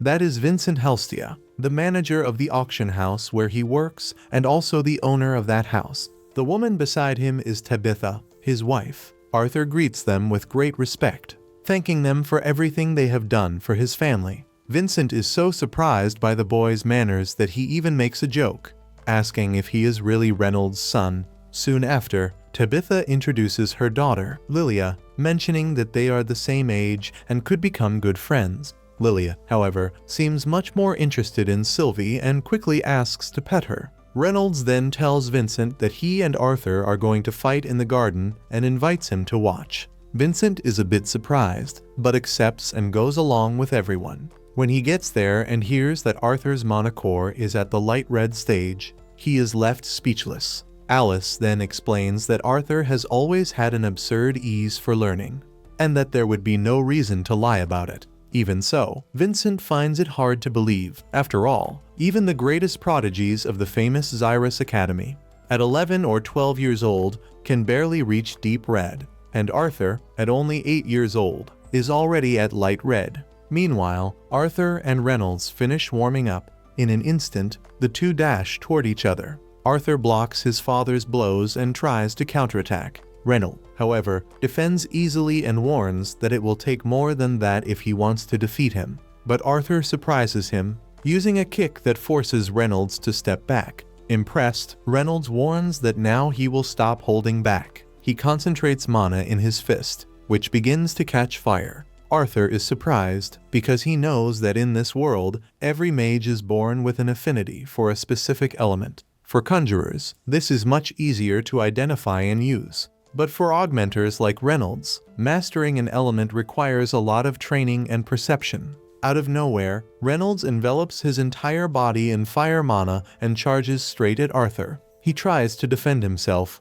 but is pushed back. At that moment, Arthur remembers his past life, when he used something called Kai, which worked similarly to the mana here. But unlike this world, those who mastered Kai could choose any element. Since being reborn here, bringing his past memories with him, Arthur has been able to control the 4 basic elements. Thanks to the training from both lives, he gathers mana in his fists, which begin to shine with an intense light, leaving everyone shocked. He advances toward Reynolds, and when their fists collide, the impact is so strong that it pushes both of them back. Reynolds then attacks more aggressively, landing a direct hit on his son. But Arthur doesn't give up and charges again. He remembers his training with Virion, how quickly he learned to master fire, and that because of that, the old elf decided to push him beyond his limits. With that memory fresh in his mind, Arthur makes his mana explode, now transforming it into electricity.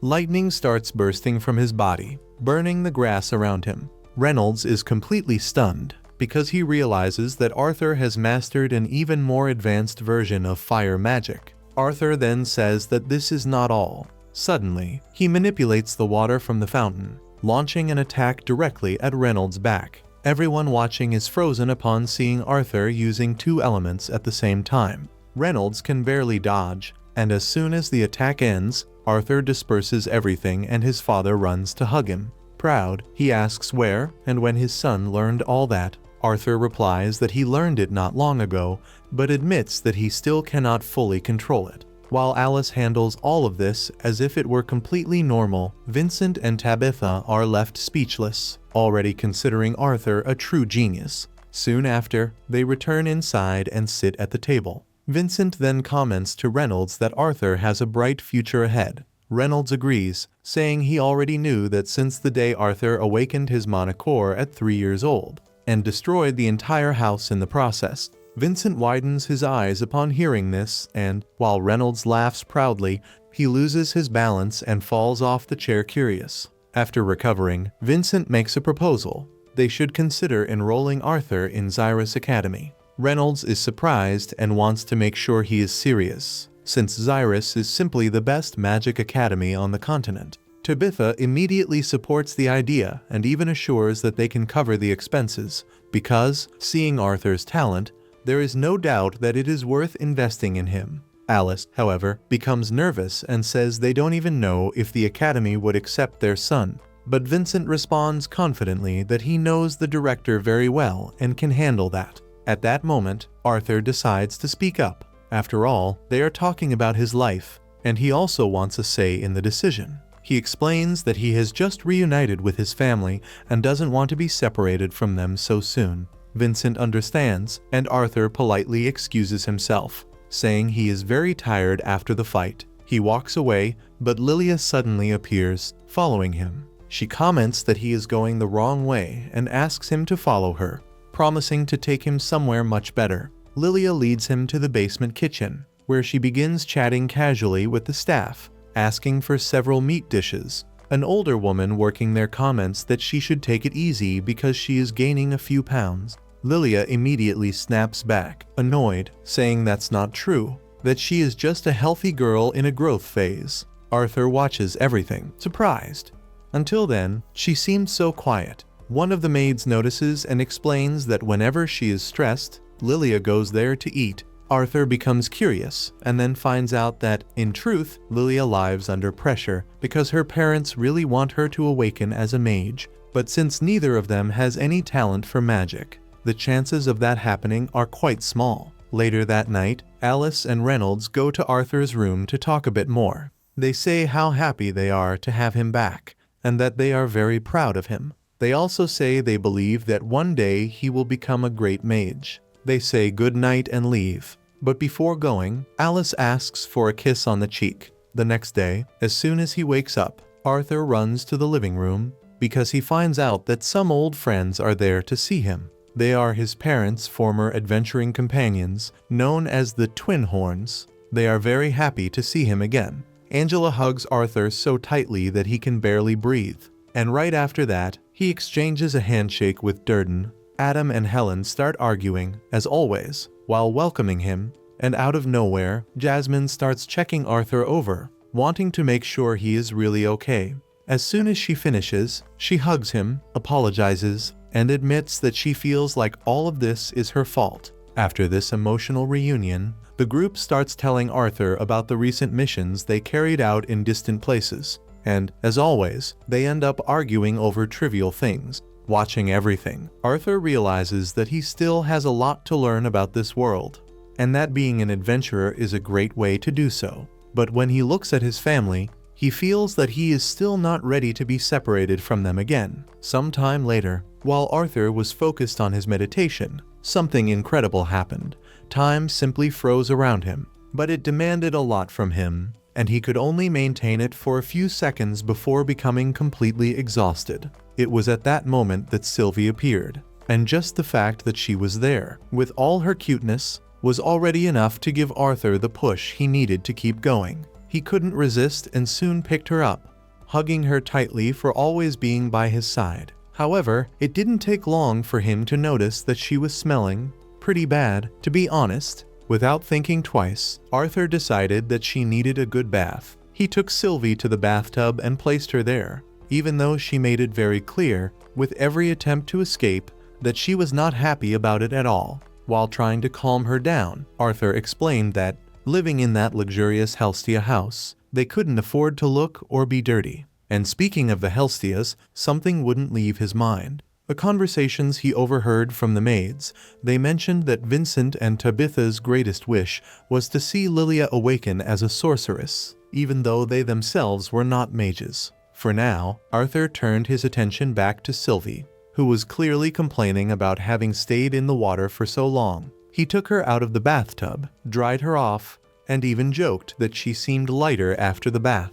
Suddenly, Alice arrived with everyone and, without wasting time, announced that it was time for Arthur to get ready. She took him to the most flashy barber in town. As soon as he looked at him, the barber immediately said that Arthur was like a rough diamond, but assured him that he didn't need to worry because he would polish him and reveal all the shine hidden within him. When the service was finished, Arthur walked out of there looking like a completely different person. He looked simply incredible. Tabitha even commented, somewhat satisfied, that now he was presentable enough to enter their auction house. Alice then explained that the place often received members of royalty quite frequently, and that was exactly why they needed to take such good care of the boy's appearance before taking him there. Instead of feeling confident about all this, hearing those things only made Arthur feel even more uncomfortable, as if before that he had been terrible. Continuing the outing, Tabitha wanted to show the city of Xyrus to Arthur,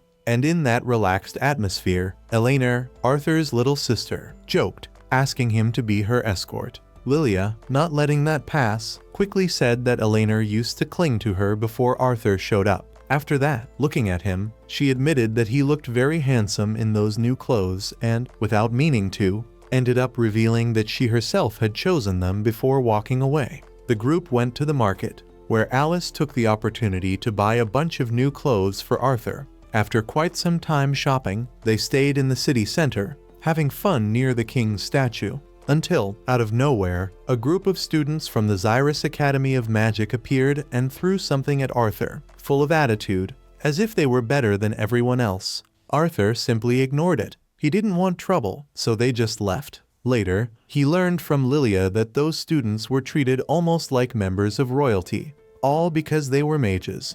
But honestly, Arthur wasn't interested in that at all. Continuing the outing, he suddenly felt a strange aura coming from a shop. Curious, he approached and came across several shelves filled with beast cores. Tabitha explained that those were magical cores extracted from beasts, used to greatly increase the strength of those who possessed them. Arthur already knew what they were, but had no idea they were sold in stores.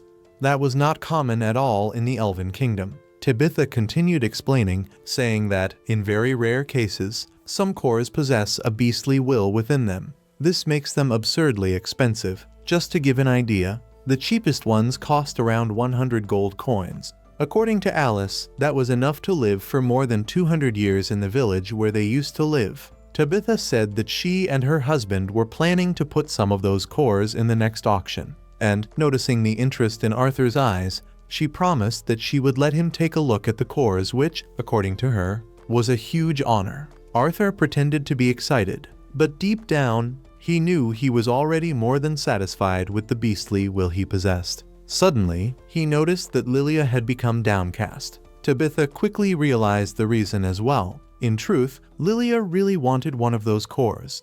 It made sense, since her family dealt with that all the time, and she wanted to use one of them to try to awaken her mana. But Tabitha soon made it clear that things didn't work that way. And besides, spending that much money on a child didn't make any sense at all. Lilia still tried to insist, suggesting that they could look for a cheaper one somewhere else. Even so, Tabitha was firm and said they wouldn't discuss that anymore. After that, everyone went to a restaurant for lunch, but Arthur couldn't enjoy it, since Lilia was visibly sad. He understood very well what was going on with her. After all, her father, Vincent, placed a huge burden of expectations on her, and that was exactly why she was so determined to awaken her mana. Arthur wanted to help. After all, her family had done a lot for his, but when he looked around, he realized that she was no longer there. He went looking for her and ended up finding Lilia in a weapon shop. She was alone, trying to buy a cheap beast core using her savings.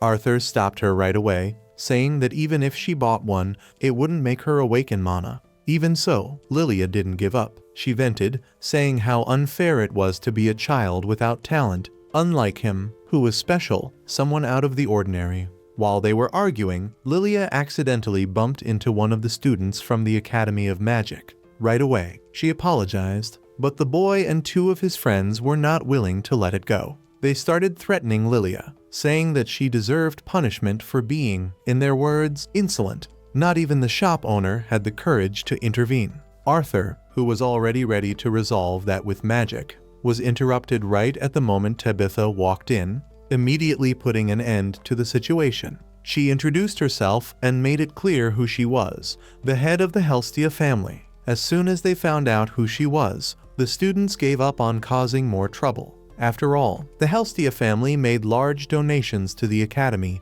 and had considerable influence. Even so, they didn't miss the chance to provoke Lilia one more time before leaving.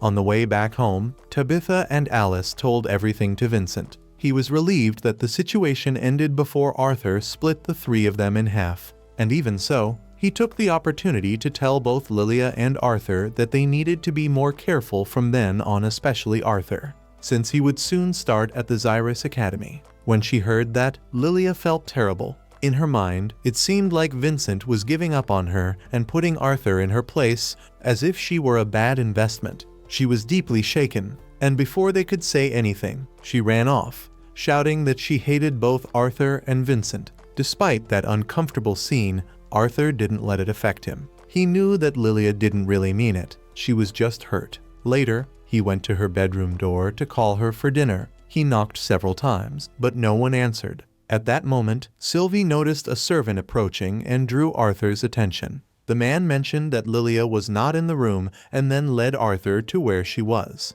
Meanwhile, Lilia was lost in her own thoughts. She thought about everything that had happened up until then and felt more and more certain that her parents were disappointed in her. She remembered when she was little and how her father always said he wanted to see her become a sorceress. Back then, all she wanted was to make them feel proud. But unfortunately, life didn't go the way she imagined. She wondered when, after all, her magic would awaken. She also remembered her mother's words, saying that she didn't need to rush, and how her father, even seeing her slow progress, never gave up, always assuring that he was making donations to the academy, and that, no matter when she awakened, she would be accepted. The problem was that hearing her father say the same things to Arthur, who had arrived such a short time ago, simply broke her heart. She felt like a failure. And to make matters worse, remembering the academy students saying that she would only get in by buying her place made everything even heavier. Arthur appeared, pulling her out of that whirlwind of thoughts. He said that her parents were very worried and cared deeply about her. He felt bad, believing that, in a way, he was also one of the reasons she was like that. For a moment, he even thought about apologizing, but realized it wouldn't help. Sometimes, apologies don't fix things, especially when, deep down, you know you didn't do anything wrong. Lilia understood that, and, to his surprise, she was the one who apologized first. She said she was sorry for the things she said, and that she didn't want to make him feel that way. She admitted that she had always felt frustrated for not being able to awaken magic, and that, when he appeared, with all that talent, she felt completely left behind. It even seemed like all of her father's attention had gone straight to him. Arthur explained that it wasn't quite like that. He gently touched her face, and she slowly began to smile. He said that, when he was separated from his parents, there was also a girl who always made him feel better. Then, he took the glowing flower that Tasha had shown him and showed it to Lilia, who was enchanted by it. Arthur said that Vincent was just excited, nothing more. It was a sign that he trusted her and believed in her potential. He knew that pretty words wouldn't be enough. If he really wanted to help, he needed to do something concrete.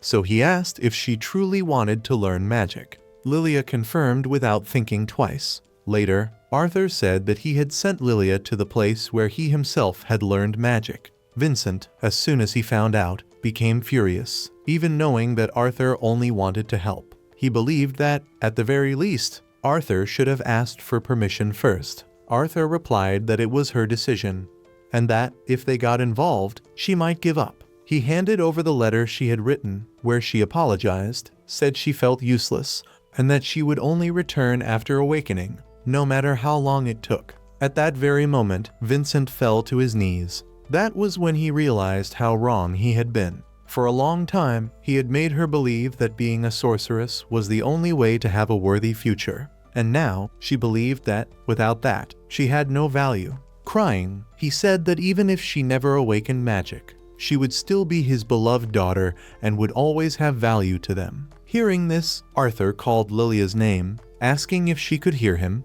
She appeared and revealed that it had all been a prank. In truth, she had never left. All of that had been Arthur's idea so that she could realize how important she was to her parents. She apologized for the prank, but Arthur took the blame, saying that he was the one who suggested it. After all, he knew very well how painful it is when a child disappears. He knew because his own parents had gone through that, and he assured that he would never joke about something like that again. Vincent, in the end, realized that he had let himself be carried away too much by the idea that being a mage was all that mattered. He apologized to Arthur for wanting him to go to the academy, even after having reunited with his parents so recently. Then he went to his daughter, hugged her together with Tabitha, and stated with absolute certainty that no matter what happened, she would always be his daughter and no longer needed to go to the academy if she didn't want to. Lilia smiled and replied that even so, she still wanted to become a mage and go to the academy, no matter how long it took. Now that that weight had been lifted from her shoulders, Arthur began preparing everything to help her awaken her magic. He asked Lilia and Elena to sit down and explained that breathing is one of the fastest ways to connect with mana. He asked them to close their eyes, take a deep breath, and pay attention, because they would soon see a light appearing in the darkness. And, just as he had imagined, Elena quickly commented that she had seen a light, but it disappeared quickly. He knew it was because she had stopped breathing properly, so he asked her to continue. Lilia, on the other hand, began to question why she wasn't seeing anything. Arthur approached, placed his hands on their backs, and tried to use his mana to create a connection. That was when Lilia suddenly began to see several glowing points. She said it looked very much like the flower he had shown before. Her parents, moved, were radiant with happiness. Right away, they started planning a party to celebrate that achievement. During the party, Arthur explained to Lilia that she would need to train for about 2 or 3 years until the energy stabilized.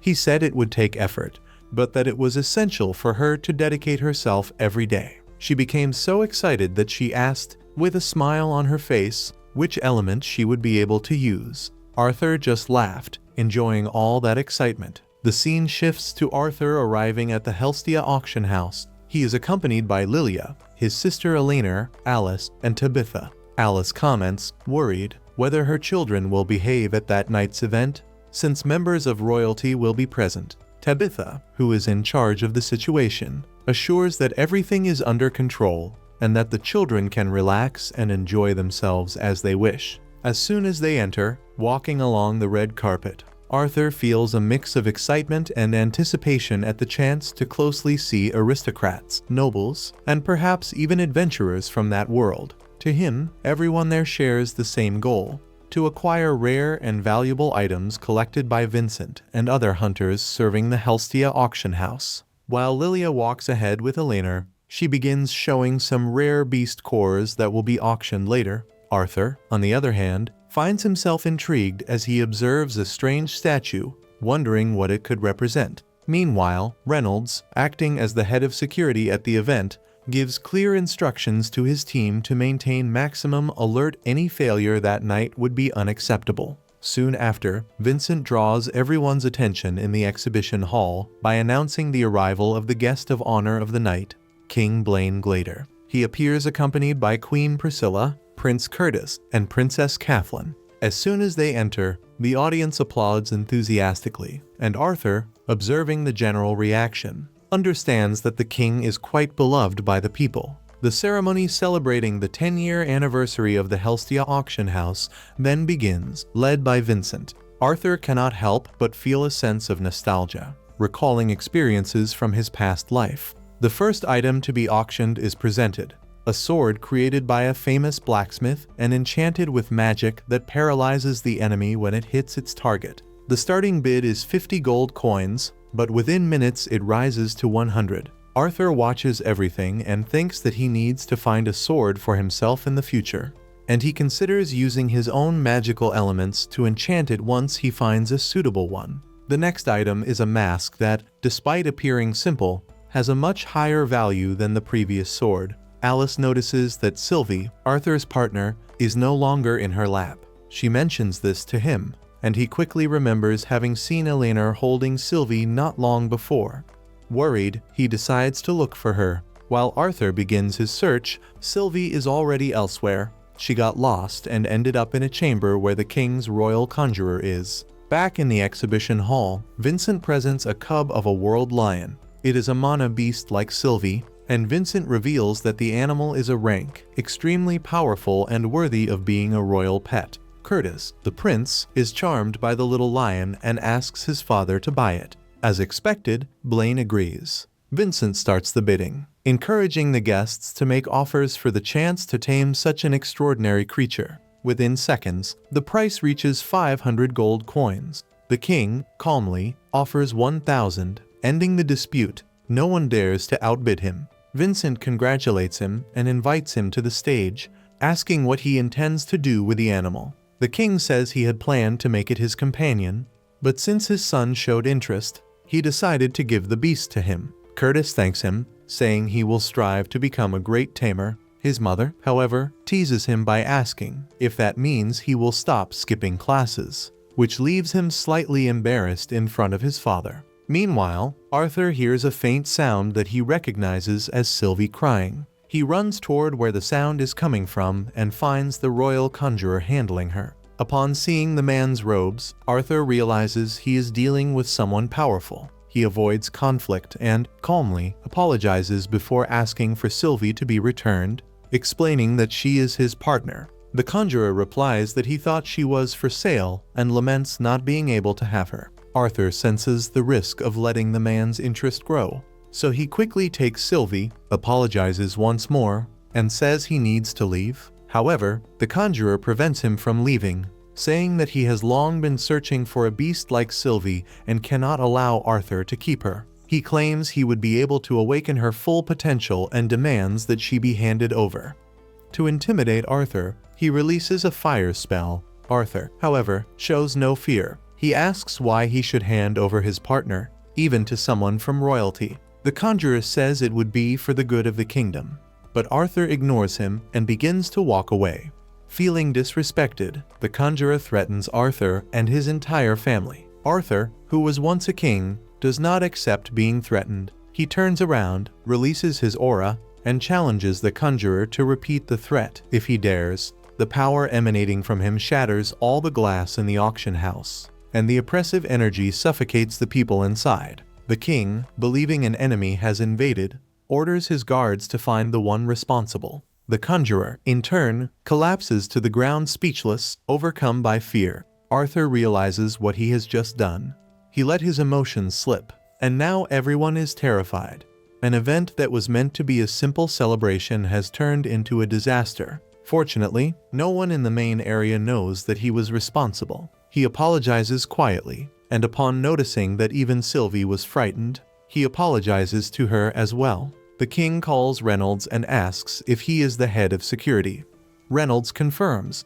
Since he failed to prevent the incident, the king considers punishing him. But before he makes any decision, Sebastian, the conjurer, intervenes, saying that the damage was not that severe and that it would be better to act with mercy. He also takes the opportunity to praise Sylvie, saying that he could take care of her in an ideal environment. Blaine agrees, reminding everyone that Sebastian has served faithfully for years. The king then asks if Reynolds can convince his son to hand over Sylvie.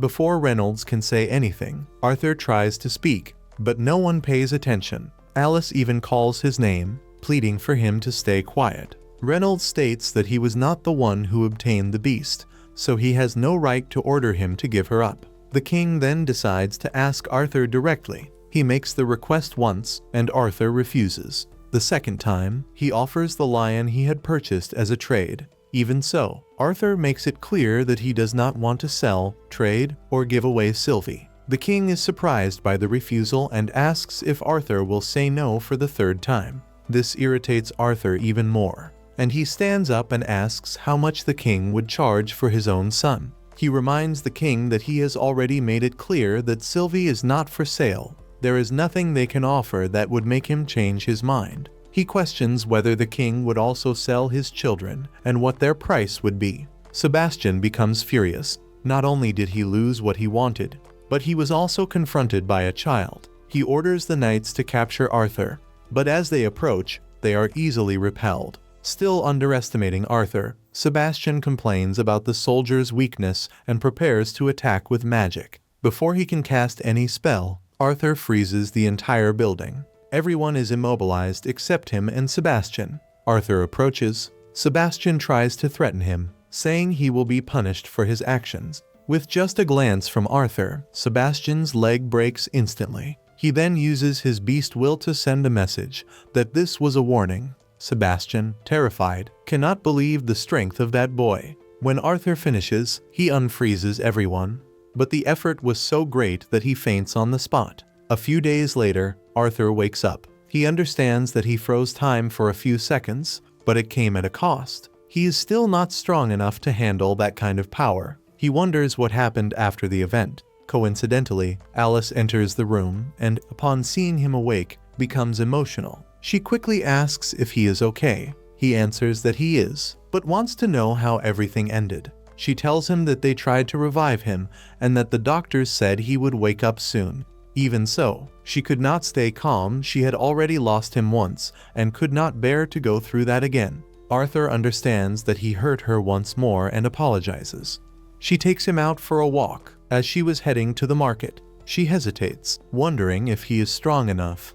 But Arthur assures her that he is. During the walk, they come across a brooch that Alice believes Elena will love, so they decide to buy it. She asks if Arthur wants anything else, but he worries about her money. Alice assures him that everything is fine, that she also has her own resources. She mentions that her products are successful, and that even nobles have started to take interest thanks to Tabitha's help. She buys several things for him, and the two return home carrying bags everywhere. When they arrive, they notice that Reynolds is receiving a visitor. Arthur comes across his father's friends at the door, who try to stop him from entering, but he goes in anyway. He discovers that the king sent a representative with money as a way to apologize. Reynolds, however, does not accept it easily. He says that what happened was far too serious and that he almost lost his son. Arthur decides to interfere and asks what exactly the king said. The man replies that the king believes everything was exaggerated.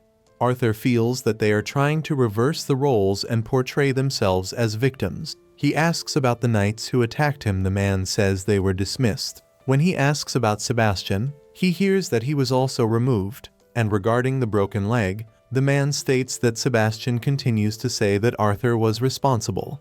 But since no one saw it, they cannot believe him. The man concludes by saying that all of this happened because of Arthur's attitude toward royalty, and that the king mentioned Reynolds' failure in security.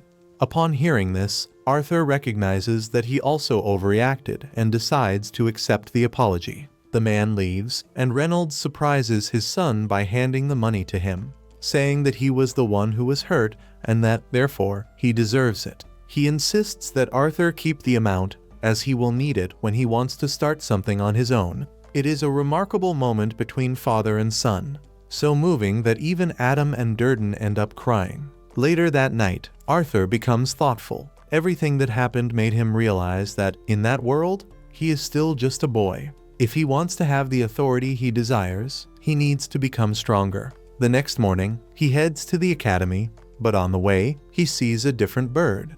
He follows it until, suddenly, a strange woman appears and calls him by name, as if she already knew him. She says she has been waiting for him.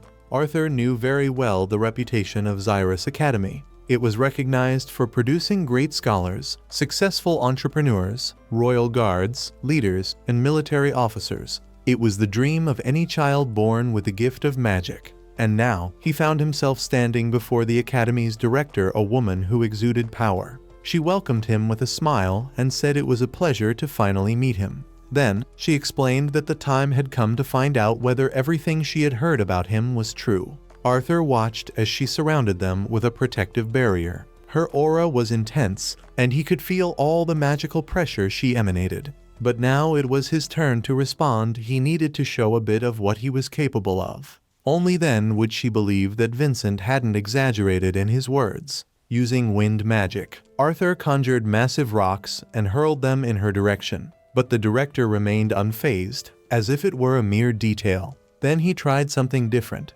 He attacked with daggers made of earth. Once again, she defended herself with ease. Finally, he reinforced his body with fire magic and charged into direct combat, but ended up being thrown away. Even so, she seemed satisfied. She said she was impressed with his abilities, despite him relying too much on himself. Vincent was right. Arthur was indeed talented, both in the use of magic and in combat. But there was still one final step left. The director asked him to make an effort to remain conscious, and began using sound magic to render him unconscious. Arthur was surprised he hadn't imagined she was a special mage, since sound was a rare element. When the test came to an end, she congratulated him. She said he had passed, that his talent was out of the ordinary, and that, because of that, she herself wanted to teach him to master wind magic. Even so, she made it clear that she could tell he was hiding something. Arthur then revealed that he could also control the water element. That made him a quadra-elemental mage. The director, surprised, wanted to know what else he had to say. She felt that Arthur wasn't there just to show his powers. He confirmed it. He wanted her to use her authority to protect his family, and in exchange, he promised to enroll at Xyrus Academy and accept her as his mentor. That proposal caught the director off guard. Not even the rulers of Sapin would have dared to ask for something like that. But Arthur assured her it was worth it, and believed she agreed with him. Even so, he said he would only enter the academy when he was the same age as the other students. There was still some time before that, but he didn't want to waste those years. He planned to become an adventurer and learn more about the world he lived in. He was determined to use that period to gain field experience. The director understood that he had already made his decision and warned that, if he managed to convince his family, they would have a deal. The scene shifts to Arthur's house. His mother, Alice, was completely against the idea. She didn't want her son to become an adventurer so soon, especially after having him back. Just thinking about seeing him in danger again made her heart tighten. Reynolds tried to calm her down, but Alice asked how he could stay calm, knowing everything they had already gone through, believing Arthur was dead. Even so, Reynolds asked her to listen to what their son had to say. In addition, he suggested that Arthur have a guardian while he was away. Alice remained firm in her position, until Arthur himself intervened. He explained that this wasn't just any adventure. He wanted to know the world, learn more about everything, and would return home from time to time to reassure her. She demanded that he promise this, and he did. He also said he wouldn't leave immediately. He wanted to spend some time with them before departing. But if he was determined to explore Dicathen, it was because he wanted to understand more about that continent and feel the same excitement his parents felt when they were adventurers. Alice understood, but asked him not to hide anything anymore. After all, they had only recently discovered that he was a quadra-elemental. Arthur promised he would do his best to be honest,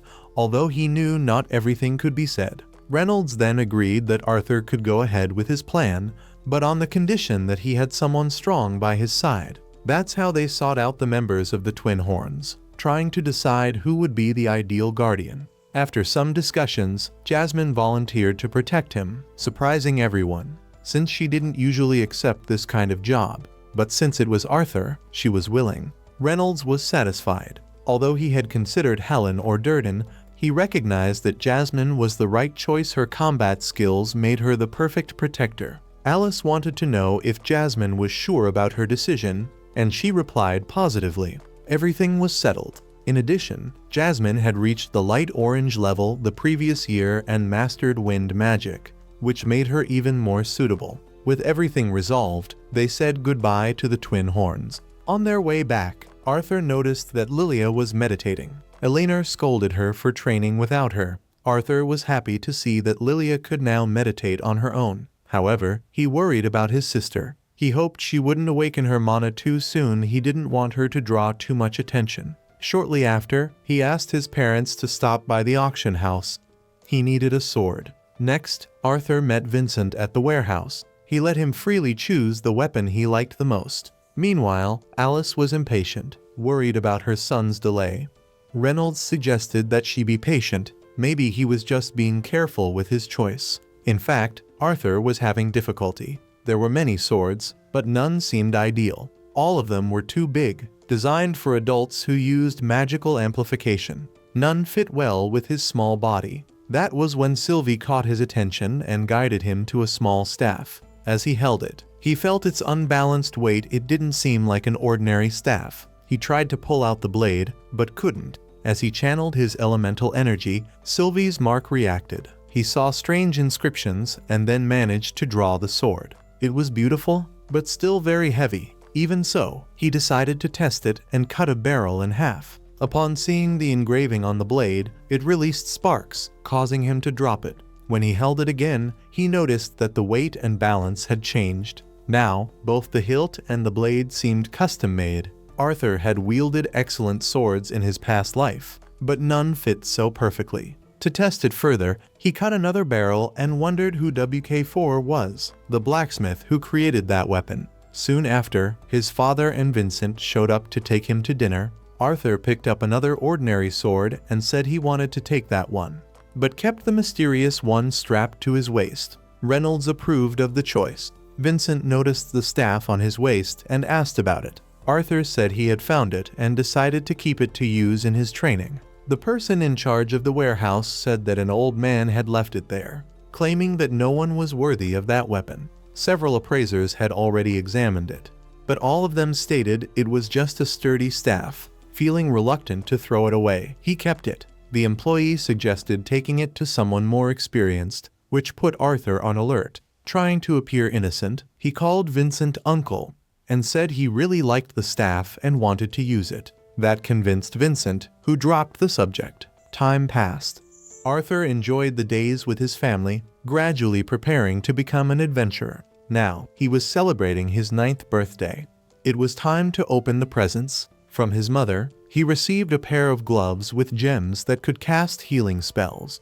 From Vincent, he received a ring. Tabitha told him to stop joking when he asked Arthur to marry him, but he soon explained that the ring came as a pair. The other one was for Alice. If Arthur's mana dropped to a critical level, his mother's ring would alert her by lighting up the gem. The twin horns gave him a magical scroll that transmitted sounds. Arthur could leave a message, and his mother would receive it and respond using mana. He thanked them for the gifts, saying he would use them all very carefully. As he would soon depart, he assured them he would do everything possible not to worry them. Later, in his room, while packing his things, he thought about how his life had changed. Now he had a family, people he loved, and he wanted to protect them. He knew he needed to become stronger. As he said goodbye, his father reminded him that he was strong, but shouldn't carry everything alone. He advised him to trust Jasmine and accept help. His parents assured him they would always be by his side.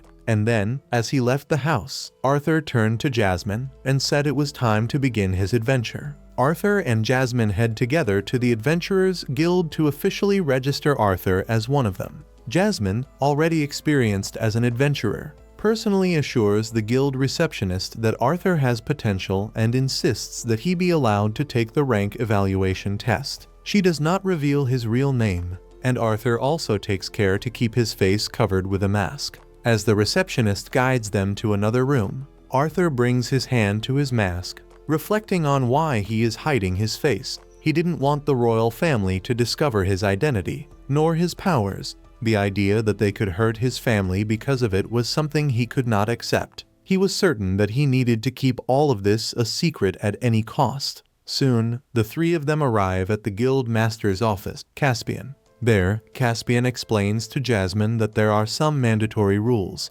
Anyone who wants to become an adventurer must first pass a written exam and have their mana core evaluated before attempting the rank test. But since Jasmine holds a rank within the guild and is personally requesting the exception, Caspian agrees to make an exception just this once. However, he leans in and whispers something in Jasmine's ear about her father, with an intention that immediately makes her serious. Even so, she remains silent. With that settled, Caspian turns to Arthur and asks what name he would like to use, since he left the form blank. Arthur thinks for a few seconds and then answers that he wants to be called Note. They shake hands, and at that moment Caspian releases a wave of mana through the touch. Sensing Arthur's hidden strength, the guild master realizes that there is something different about him. Even so, he respects Jasmine's reasons for keeping the boy's identity a secret and allows them to enter the arena for the test. On the way, Arthur asks if Jasmine is friends with the guild master.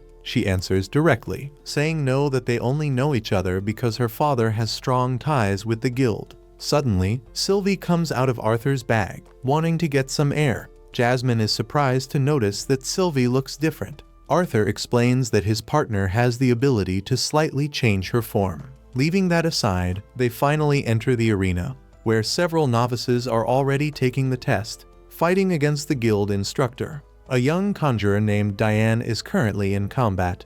She manages to cast a well-executed spell, but due to her lack of practical battle experience, she ends up receiving a C rank, which, according to Jasmine, is still considered a good result. Then, it is Elijah's turn, but even before he begins the test, the person in charge of the announcement speaks with the instructors and declares that he has passed with a B rank. The audience is confused. No one understands what is happening. How could someone be ranked without even taking part in the fight? For now, no one explains. Soon after, the name Lucas Wikes is called. Seeing how Elijah was favored, he demands to be treated the same way. He wants to skip the test and receive a rank directly. The instructor introduces him to the audience, explaining that he is an 11-year-old conjurer specialized in fire magic. His mana core has already reached the light orange level, something impressive for his age. In addition, he has pointed ears, which immediately makes Arthur think of Tesha. Lucas seems bored with the formalities and, without hesitation, summons his flame guardian to attack the instructor. She reacts quickly, using earth magic to create a protective wall. But Lucas is fast. He plants his staff into the ground and summons a rain of fire over the arena. He smiles, thinking himself superior, but fails to notice that he has lost control of his own spell and that the entire arena is about to be consumed by flames. Before disaster can strike, the instructor takes control of the situation and prevents the worst. Even acknowledging the danger of his actions, she admits that Lucas has demonstrated great skill by managing to cast such an advanced spell. However, before she could announce his final rank, Lucas attempts to attack her by surprise. He wanted to defeat her by force to secure a better classification. Arthur, realizing that he would probably receive a lower rank for losing control, reacts immediately. He throws his sword to deflect the attack and protect the instructor. The quick action impresses her, and because of that, she grants Lucas a B rank. Right after, she summons an arm of earth that grabs Lucas and carries him out of the arena. Then it is Arthur's turn, or rather, note, Jasmine and Sylvie support him, wishing him luck. With both of them by his side, Arthur enters the arena with no intention of holding back. He releases his aura, which had been hidden until then. From the top of the stands, Caspian senses the power and decides that he will conduct the test personally. He is an A-rank mage. But even in the face of that, Arthur shows no sign of hesitation. The fight between the two begins, and soon the battle ends with the sound of swords echoing, and time advances to the moment when Arthur finally receives his adventurer card, already classified as a B rank. Meanwhile, in Caspian's office, the two instructors responsible for the evaluation do not hide their discomfort and demand explanations. They were dissatisfied with the fact that so many children had received a B rank. Caspian, however, reminds them that 6 months ago, the first cultural exchange between the three races took place, which opened the way for young elves and dwarves to also register as adventurers. About Lucas, he comments that he is a half-elf, born into a human family, but that there are old rumors involving that family whispers about questionable practices to produce children with great magical talent. Elijah, on the other hand, is human, but was raised in the Dwarven Kingdom. His registration as an adventurer was only possible thanks to the support of a powerful sponsor.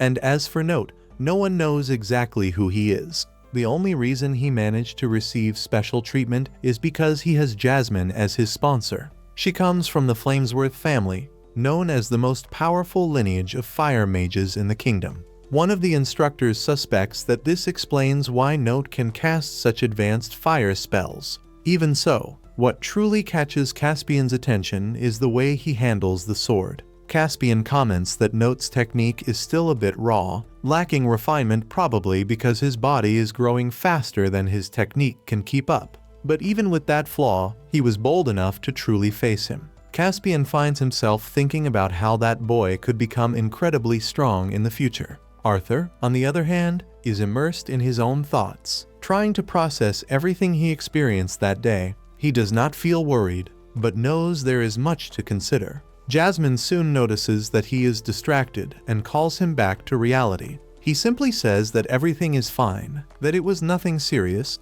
but the truth is that the fight against Caspian made him realize something important.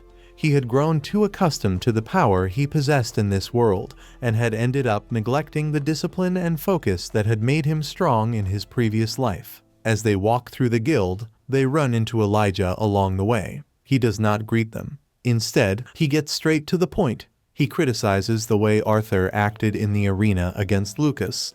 Even so, he admits that if Arthur hadn't interfered, he himself would have. Shortly after, Lucas approaches and provokes them, asking if that was some kind of meeting between B-rank adventurers that he hadn't been informed about. Arthur responds directly, saying that he does not usually invite those who do not respect the rules. Irritated, Lucas grabs Arthur by the shirt, ready to fight. Elijah tries to calm things down, reminding him that they are drawing too much attention. Lucas realizes this, lets Arthur go, and walks away without saying anything else. With the group dispersed and nothing urgent to do, Jasmine suggests they go out for a bit. Arthur asks where they are going. Jasmine, however, already had a destination in mind. Without delay, they use a teleportation portal and head straight to the place she had chosen. Upon arriving, Arthur finds himself facing an open field, a type of area where magical beasts are usually found. Jasmine explains that the place was recently cleared by hunters and now serves as a training area for beginners. Arthur comments that it seems like a waste to train in a place without challenges. But Jasmine soon says that the real destination is still ahead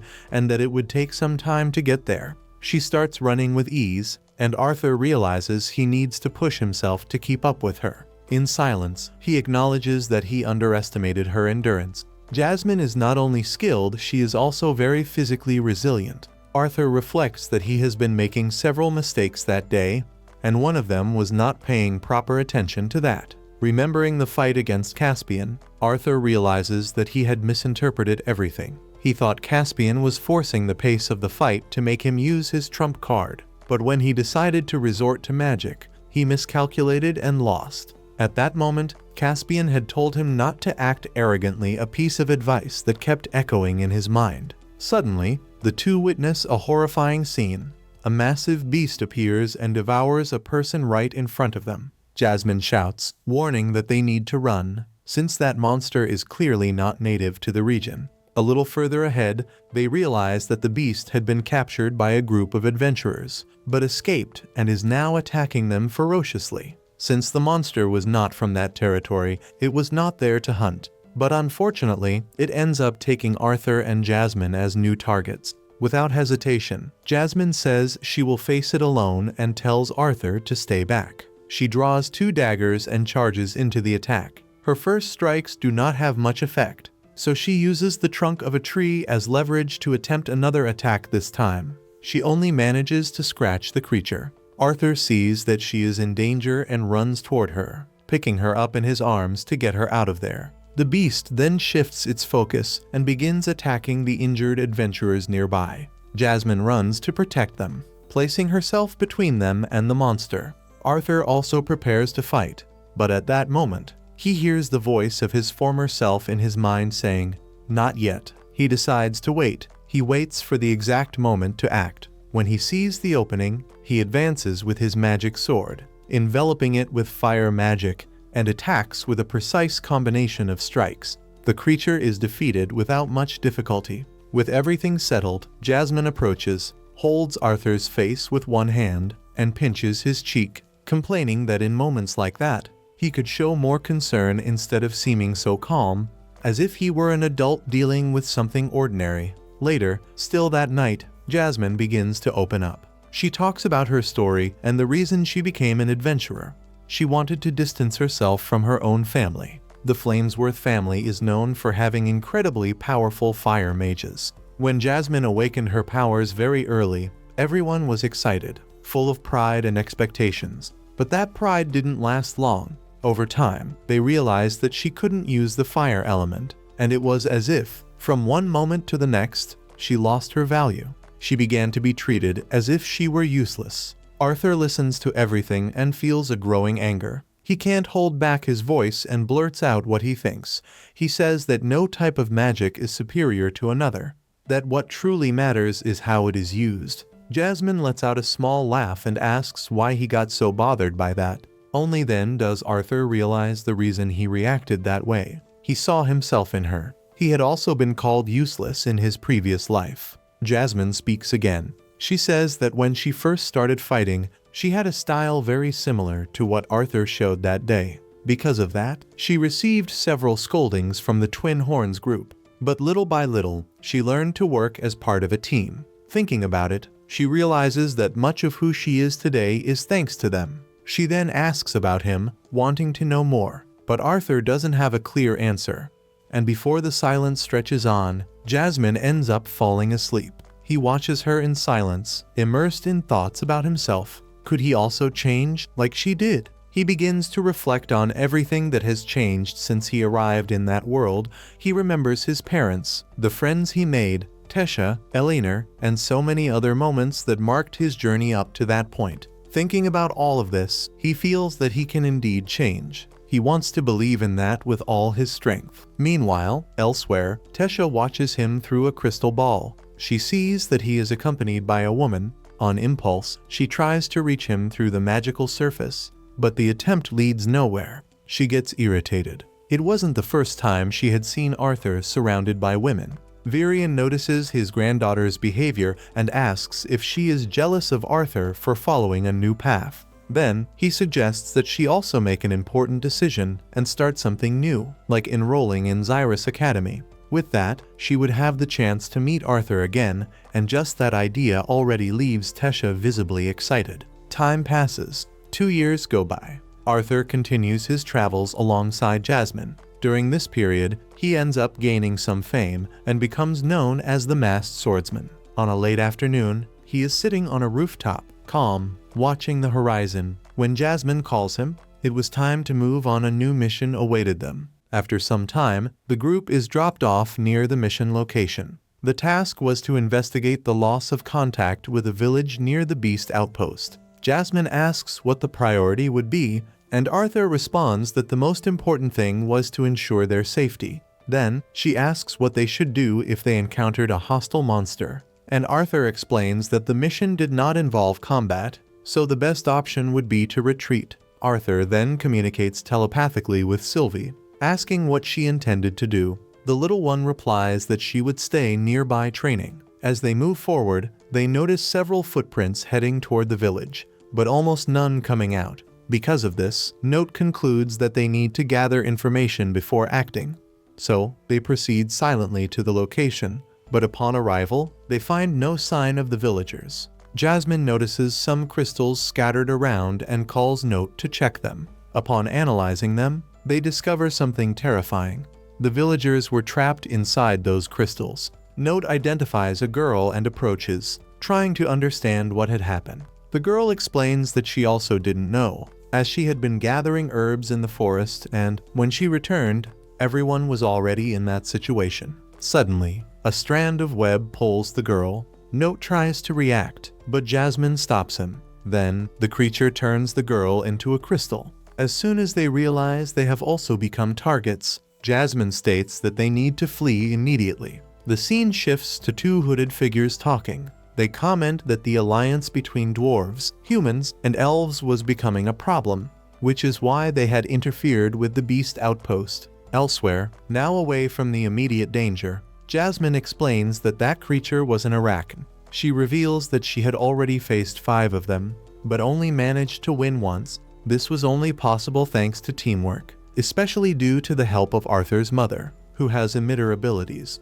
According to Jasmine, only emitters can undo an Arachn's curse. Without that, the only alternative is to defeat the creature. She also explains that these creatures have high resistance and are barely affected by magic. Additionally, something strange draws attention. Arachn hate sunlight and usually live deep within dungeons. Jasmine comments that she has already taught Arthur everything she knew about being an adventurer, and then asks what the next step would be. Arthur decides that the best option would be to retreat, go to the guild, and return with what is necessary to save the village. Jasmine agrees, but at that moment the Arachne appears behind them. While trying to protect Arthur, Jasmine ends up being struck by the creature's curse. Arthur remembers everything he has gone through since arriving in that world and charges into battle. He tries to use his sword skills from his past life, but his attacks have no effect. Then, he uses his mana core to envelop his blades with fire,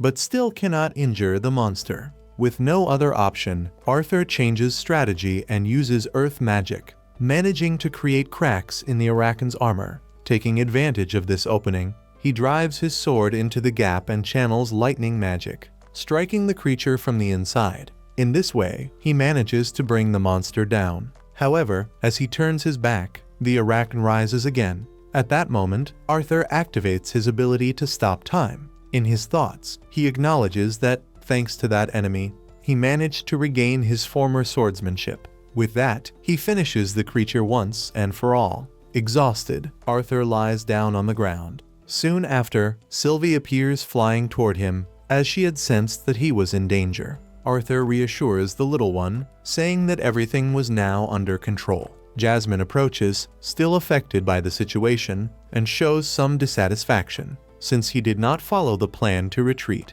Arthur apologizes, explaining that he was carried away by the emotions of the moment. Jasmine replies that it's fine, as long as he has understood the mistake. She is also surprised that he managed to defeat the Arachne alone, but asks him not to put himself at risk for her again, reminding him that his family would be devastated if something happened. Arthur responds that that wouldn't be possible, because she was already someone important to him. Upon hearing this, Jasmine becomes visibly embarrassed and comments that he was getting more and more skilled with words. In the end, she thanks him for saving her. At that moment, Arthur remembers that they should retrieve the Arachne's core. However, Sylvie had already devoured the item. Back in the village, the residents express their gratitude for what was done. The scene shifts to the Adventurers Guild. Note talks with Elijah about the creature he defeated. Shortly after, Lucas approaches and questions whether it was true that he had defeated an Arachne. Asking for proof,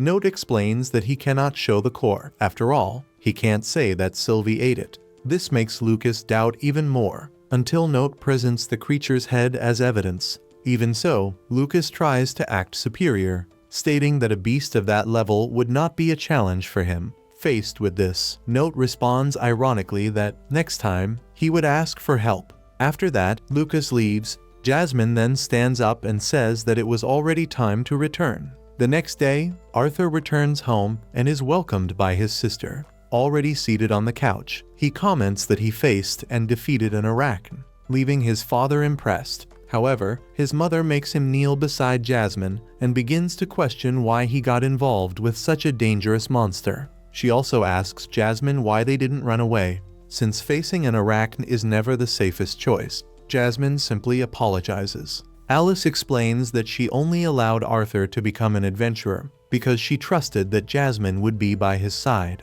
But she still has difficulty believing what happened. His father advises that, next time, he should follow Jasmine's guidance, and Arthur agrees. Jasmine mentions that she has already requested an investigation from the guild regarding the unusual appearance of the Arachne. Reynolds thanks her and says that he will warn Helen and the others to stay alert. Reynolds then asks Alice to change her attitude, saying that they should be proud of Arthur, not for having defeated an Arachne, but for having returned safely. Alice agrees with this. After that, Arthur and Jasmine go outside to train. His mother watches, impressed by how much he had improved. Arthur thinks that he needed to become even stronger to protect the people who were important to him. When the training ends, he remembers Tesha and starts to wonder what she might be doing at that moment. The scene shifts to Tesha and other elves, who were fleeing from a trap with a huge boulder rolling toward them. The scene shifts to Tesha and her group inside a tavern, where they talk about their next mission. Their objective is to go to a human village to defeat a boar monster. As soon as they finish getting ready to leave, they are interrupted by humans who try to ambush them. Even so, Tesha's group shows that they are already used to this kind of situation. While running to escape, the girls comment among themselves that humans like that always show up. Further ahead, they manage to climb onto a carriage passing along the road and continue their journey. During the trip,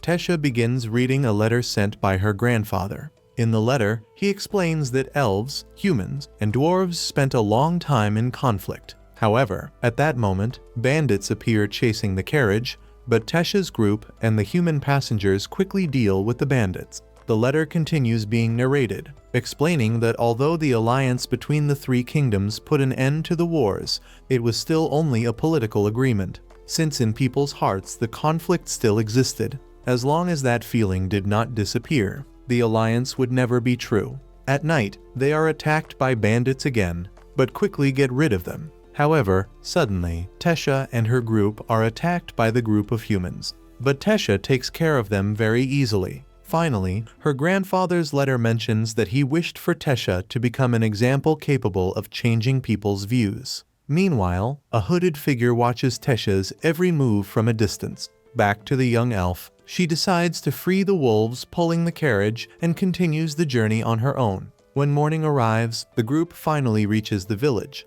But the village chief refuses their help just because Tesha is an elf, ordering them to leave. The scene then shifts to Lucas Wykes, who questions Elijah about why a human is involved with the dwarves' royal family. Elijah replies that there are several reasons for that and takes the opportunity to comment on Lucas's elven blood. The young man responds that, for the Wykes family, the most important thing is to raise powerful mages. At that moment, Note joins the conversation and states that the Wykes family would even be willing to get involved with elves, even though they are considered enemies.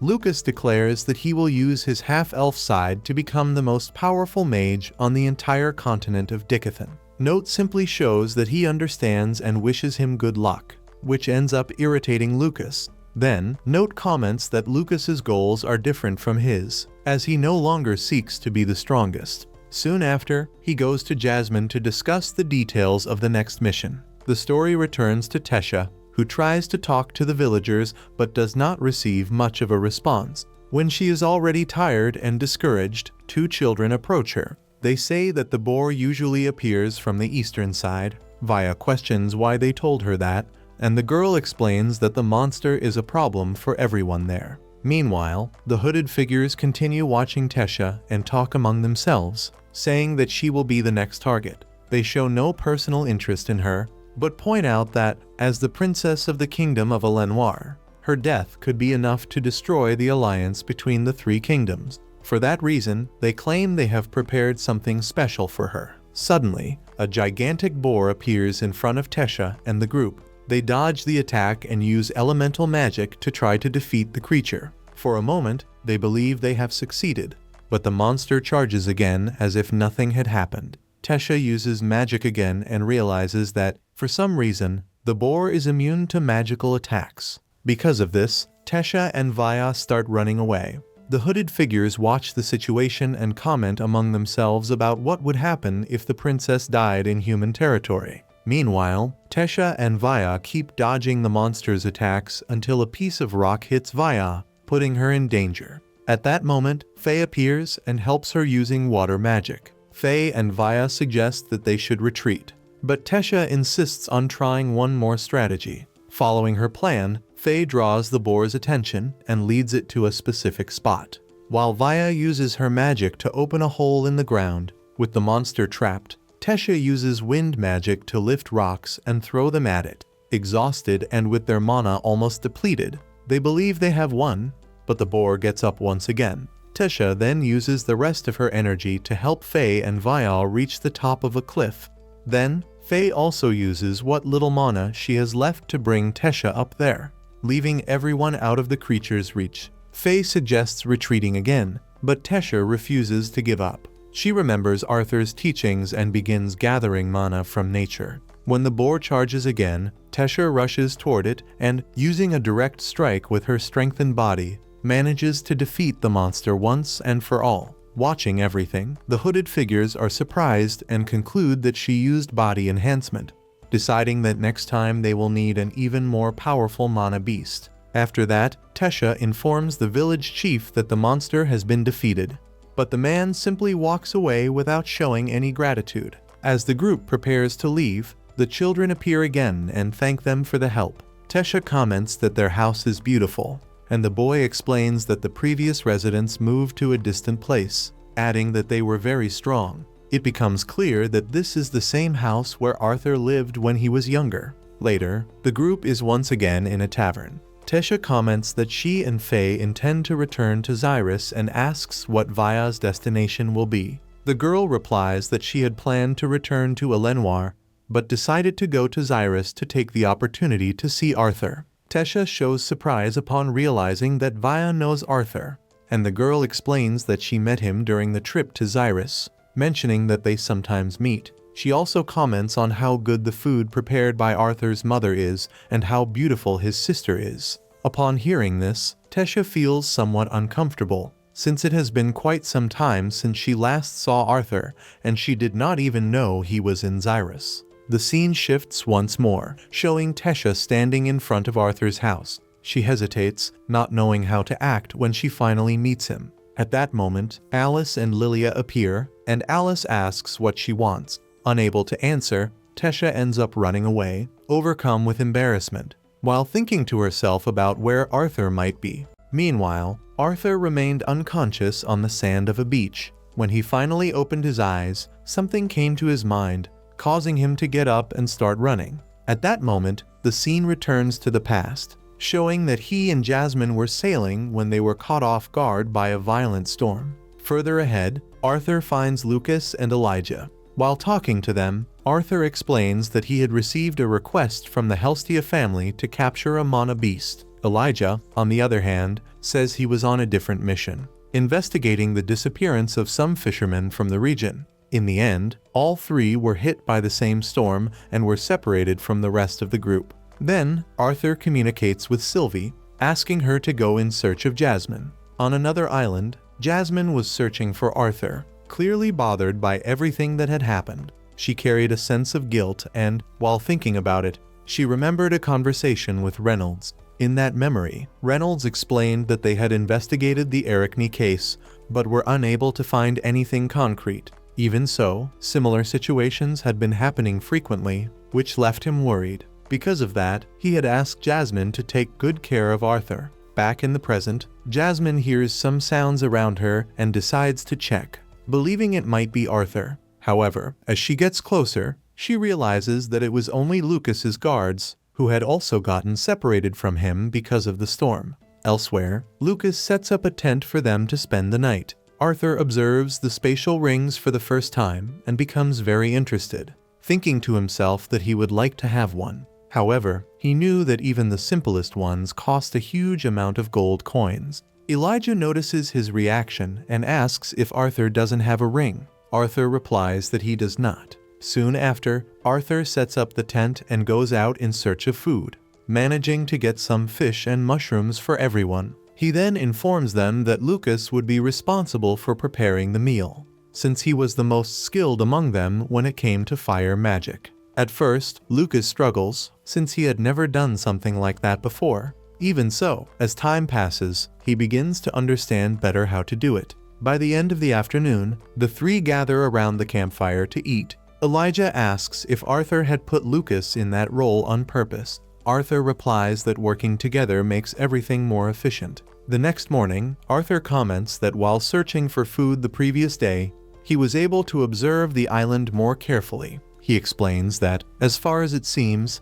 they are the only ones there. With that in mind, he presents two options: wait for rescue or try to leave on their own. Elijah then asks who could come to rescue them. Arthur answers that Jasmine is an A-rank adventurer, and that, sooner or later, she would certainly come looking for him. Elijah then asks about the possibility of trying to escape on their own. Arthur says that the continent is not that far, so he believes it would be possible to reach it. At that moment, Lucas interrupts, stating that this is not a good idea. He reveals that the target of his mission is a salamander that, although not very large, is extremely dangerous, especially at sea, as it has the ability to control the weather. Arthur begins to reflect and realizes that the cases of missing fishermen and the sinking of ships are probably linked to this creature, since it is a dangerous mana beast. The king ordered the Wykes family to be responsible for eliminating it. Lucas believes that the creature is hiding on the island and declares that he will burn it. Arthur interrupts him, asking him to wait, saying that it would be safer if the three of them went together. Thus, they decide to begin the search as a group. At that moment, Sylvie finds Jasmine. The girl confirms with the small creature that Arthur is fine, which brings her great relief. Arthur, Lucas, and Elijah end up finding the beast's hiding place. Without hesitation, Lucas conjures a powerful spell and launches it at the location, while Elijah creates a barrier to protect them. Even with the impact of the attack, they realize that the creature is still alive, which makes them retreat quickly. Suddenly, part of the mountain breaks apart, revealing the creature's true form, which was much larger than they expected. Arthur says that he will draw its attention and asks Lucas to prepare another strong attack. While Elijah would provide support, he advances toward the beast and manages to hit it, but soon realizes that his blows, just like Lucas's, have no effect, as the creature is able to regenerate quickly. Thinking of a new strategy, Arthur suggests a change of positions. Elijah begins to advance, while Arthur and Lucas provide support. Arthur attacks again and, before the creature can recover, Elijah uses his magic directly on the cut opened by him. This time, the plan works, preventing the beast's regeneration. Arthur comments that the strategy is working and encourages the others to continue. Working together, they finally manage to defeat the creature. The three celebrate the victory, but the moment of joy does not last long. The salamander rises once again. Arthur was already exhausted and begins to doubt whether he could continue fighting. At that moment, Jasmine appears and, with a single strike, decapitates the monster. Then, she runs to Arthur to check if he is alright. Elijah and Lucas are impressed when they see the strength of an A-rank adventurer. Later, during the sunset, Jasmine apologizes for what happened. Arthur says that it is not her fault and thanks her for showing up to help him. Soon after, Lucas and Elijah come running after Sylvie, as the small creature had taken the salamander's magic core. As soon as she reaches Arthur, Sylvie consumes the core, leaving both of them completely desperate. Meanwhile, in Xyrus, Tesha comments that she still hasn't had the courage to go visit Arthur. Faye and Vaya begin to tease the girl, saying that she is afraid. Annoyed by this, Tesha stands up and decides that she will talk to him at that moment. When she arrives in front of Arthur's house, she doesn't know how to act. At that moment, Reynolds appears and asks if she needs anything. Tesha, embarrassed, does not respond and ends up running away again. Reynolds, realizing that she was an elf, feels satisfied, thinking that the alliance between the three kingdoms seemed to be going well. Finally, the scene shifts to the group of hooded figures. Among them, they comment that the plan is progressing as expected, but it is still not enough. They conclude that they will need an even more powerful mana beast. Arthur and Jasmine had finished the mission and were already heading back home when something unexpected happened. Jasmine was interrupted by Brauld, an A-rank adventurer. He approached her and asked for her help on a new mission, mentioning the existence of an extraordinary treasure. As he watched Brauld standing so close to Jasmine, Arthur felt a strange discomfort in his chest, as if something wasn't right. The scene shifts to Arthur preparing to train with Adam. At that moment, he recalls when he was still a child and used to train with him. Back in the present, Adam charges at him with full force, but Arthur manages to dodge. As the training continues, Arthur finds an opening and believes he has won. However, Adam manages to defend himself in time. Soon after, Adam jumps and delivers a powerful blow, forcing Arthur to defend himself and withstand all the pressure of that attack. When the training ends, Adam acknowledges that Arthur has grown stronger. Durden and Helen call out Adam, stating that he should have been more careful. Elinor then pulls Adam's spear, making it clear that he couldn't treat her brother that way. Helen announces that it's time for archery training. After that, Arthur would still go through earth magic training with Durden and, lastly, wind magic with Angela. He knew that training with A-rank adventurers was a rare and very valuable opportunity. Meanwhile, Reynolds was talking with Jasmine. She asks if he knew Brauld, and Reynolds confirms it. explaining that he usually operates on the front lines, taking on the riskiest role, which is to draw the enemy's attention. Even with such a dangerous role, he had already completed several missions and had barely been injured, which earned him various nicknames, such as Iron Wall and White Castle. Jasmine then wanted to know what Brauld was like as a person. Reynolds comments that many say he is a pleasant individual and that his abilities are truly impressive, stating that even he would have difficulty getting past Brauld's defense. Jasmine says that she received an invitation from him for a mission. Reynolds finds it strange, since Brauld has his own group. She explains that she wasn't the only one invited, as other people also received the same call. Reynolds then questions the reason why Brauld is gathering new members. Jasmine suggests that perhaps the main group got injured, but Reynolds finds it unlikely, since they are all very skilled adventurers. Then, she raises the possibility of disagreements among the members. Reynolds comments that this kind of conflict is, most of the time, what causes groups to split up, and that the mission mentioned by Brauld might be related to that. Even so, he makes it clear that it is still too early to draw conclusions, given that Jasmine states that she will investigate the situation further. Back to Arthur, he finishes his training with Durden, Helen, and Angela. Everyone is surprised to realize how much he has improved.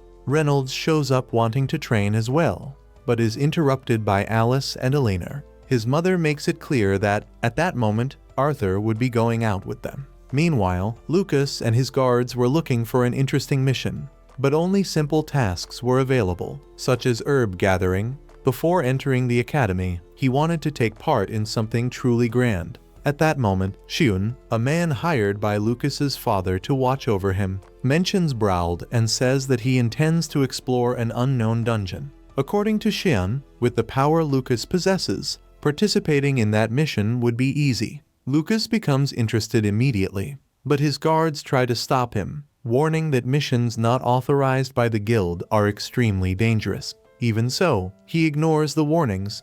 As he leaves, Xiun shows a slight smile, as if he were plotting something. On the other side, Arthur was shopping with his mother and his sister. Elena comes out of the fitting room, but when she notices that Arthur doesn't react, Alice nudges him. He then comments that his sister looks cute, but she doesn't like the way he said it. Seeing this, Alice says that she still needed to teach him many things beyond adventures. When Elena comes out again, Arthur changes the way he speaks and says that she looks beautiful. This time, she is satisfied with the compliment. Alice then decides that they still need to buy shoes and accessories, which makes Arthur think that it seemed more difficult than facing monsters. In a nearby place, View asks Tesha if she managed to talk to Arthur. Tesha replies that she didn't, because every time she tries to visit him, something goes wrong. She shows sadness since she really wanted to see him. At that moment, View spots Arthur on the other side of the street and tells Tesha,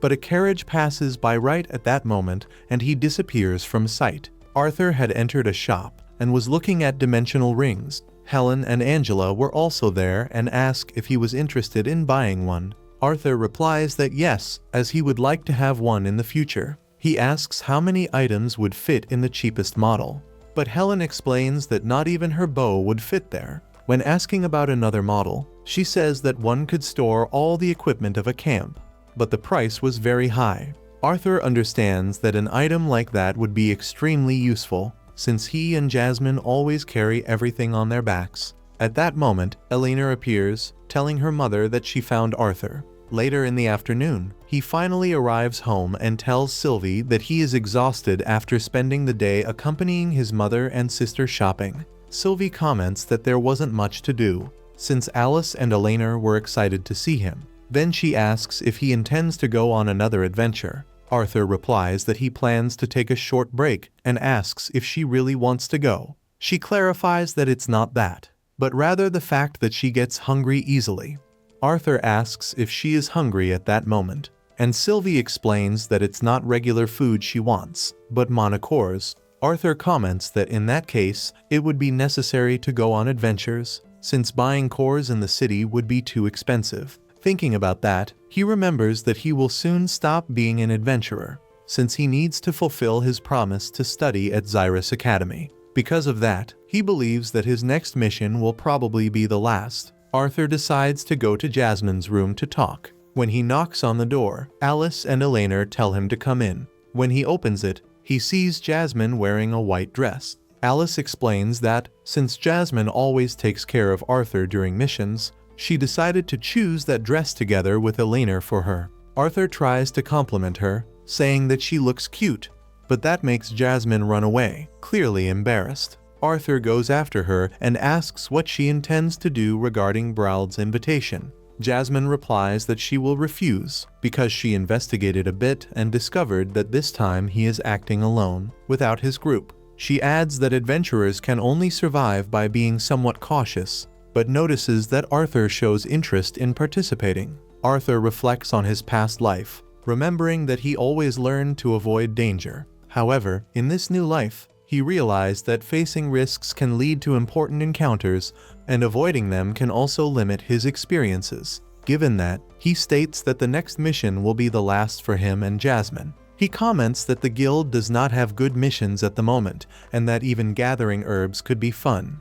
But he prefers that their last mission be something remarkable. Upon hearing that, Jasmine decides to accept Braald's invitation. The next morning, they say goodbye to the others. Reynolds asks Arthur to be careful and return safely along with Jasmine. Then, the two use a teleportation portal. Sylvie comments that she doesn't like damp caves and decides not to accompany him, but asks Arthur to do his best. Shortly after, Jasmine and Note reach the entrance of the dungeon. Several rank A adventurers were already waiting there, among them Elijah and Lucas. Reginald introduced himself by saying he was an enhancer. Creole also revealed himself to be an enhancer. Oliver stated he was a healer, and Samantha said she was a mage. It did not take long for Braald to appear as well, ready to begin the mission with everyone. As they moved forward, Note remembered the moment when Braald had made the invitation. On that occasion, Braald commented that on the deepest floor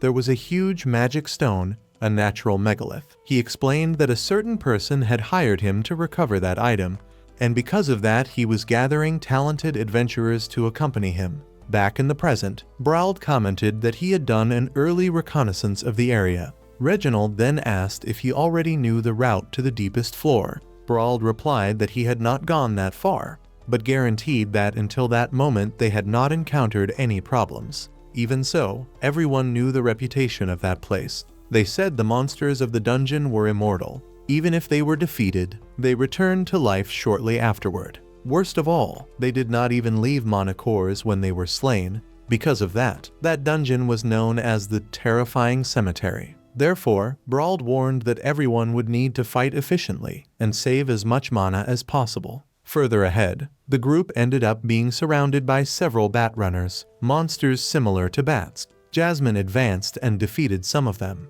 while the other adventurers also faced the threat. However, the number of enemies was far too great. Faced with that, Note asked Lucas to use a large-scale spell, stating that he would provide cover. Lucas cast the spell and managed to eliminate all the monsters at once. Even so, Braald called him out, saying he had spent more mana than necessary. Soon after, everyone came across a huge cliff blocking the passage. Elijah then used his magic to create steps on the wall, allowing everyone to cross to the other side. While they continued advancing, Samantha ended up activating a hidden trap. Before something worse could happen, Note acted quickly and saved her. Reginald then looked at Braald and questioned him, reminding him that he had said there were no traps in that place. At that moment, Braald remembered the conversation he had with his client, a hooded man who clearly was Shun. The man had handed over a map and explained various details of the dungeon. Returning to the present, Braald only told everyone to proceed more carefully from then on. Further ahead, the group arrived at an area filled with scorching vapors, looking like the inside of a volcano. Seconds later, a creature emerged from the ground and attacked suddenly. Creole managed to block the monster's advance and forced it to retreat back underground. Reginald then directly asked if Braald had really visited that dungeon before. With no way out, Braald confessed that he had never been there. Everything he knew had been told to him by the mysterious client. The bat monsters were already expected, but that creature from now should not have been in that place. Oliver approached Samantha and commented that Brauld was a liar. Then, he called the girl to go seek the treasure while the others would stay fighting the monster. Samantha did not want to go, but Oliver pulled her along anyway.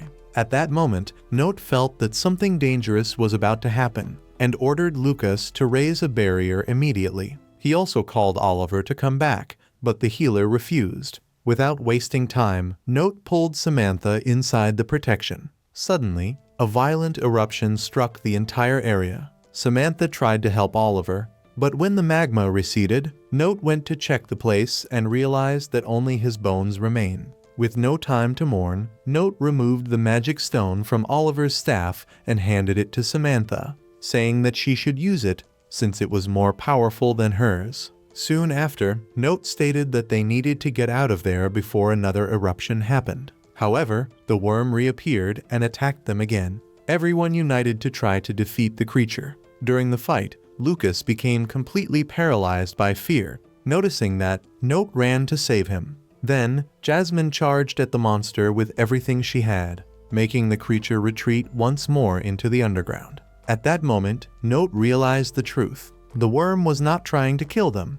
It was only buying time until the next eruption. Note immediately ordered Lucas to raise the barrier, but realized he remained motionless from panic. Without hesitation, he ran to protect him. Elijah used his magic to defend Jasmine, while Brauld placed himself in front of Samantha. When the magma finally passed, Samantha realized that Brauld had been gravely injured. The group advanced to a safe area and cauterized his wound. After that, Creole offered a homemade sandwich to Note, saying it was a special recipe made by his fiancée. He explained that he only wanted to complete that mission to get money and open a bakery with her in the future. Note replied that Creole should tell his fiancée that the sandwich was excellent. Shortly after, Lucas began arguing with Brauld. He stated that he had only agreed to participate in the mission because the leader was a rank A adventurer. Now, besides having lost the healer, Brauld had also lost an arm. Brauld fired back by saying Lucas had become useless. If he had raised the barrier at the right moment, the arm would not have been lost. Before the argument got worse, Note intervened. He told Lucas to stop blaming others for his own mistakes and asked Brauld to decide once and for all whether they would continue or give up. Brauld acknowledged that he had put everyone in danger. Even so, he stated that he wanted to continue because that would probably be his last dungeon. Jasmine declared that the mission should be cancelled, but Brauld insisted, saying that he was still a rank A adventurer and would not be a burden to anyone. After that, everyone agreed to move forward. However, Brauld asked Note to take leadership. Even in the face of so many unforeseen events, Note had been the calmest among everyone and had handled each situation brilliantly. Note accepted. Soon after, the group finally reached the entrance of the deepest floor. And so we finished the 17th episode of the anime The Beginning After the End. If you want the continuation of the next episodes, leave it there in the comments. Do not forget to subscribe to the channel to keep catching the next videos. See you and until next time.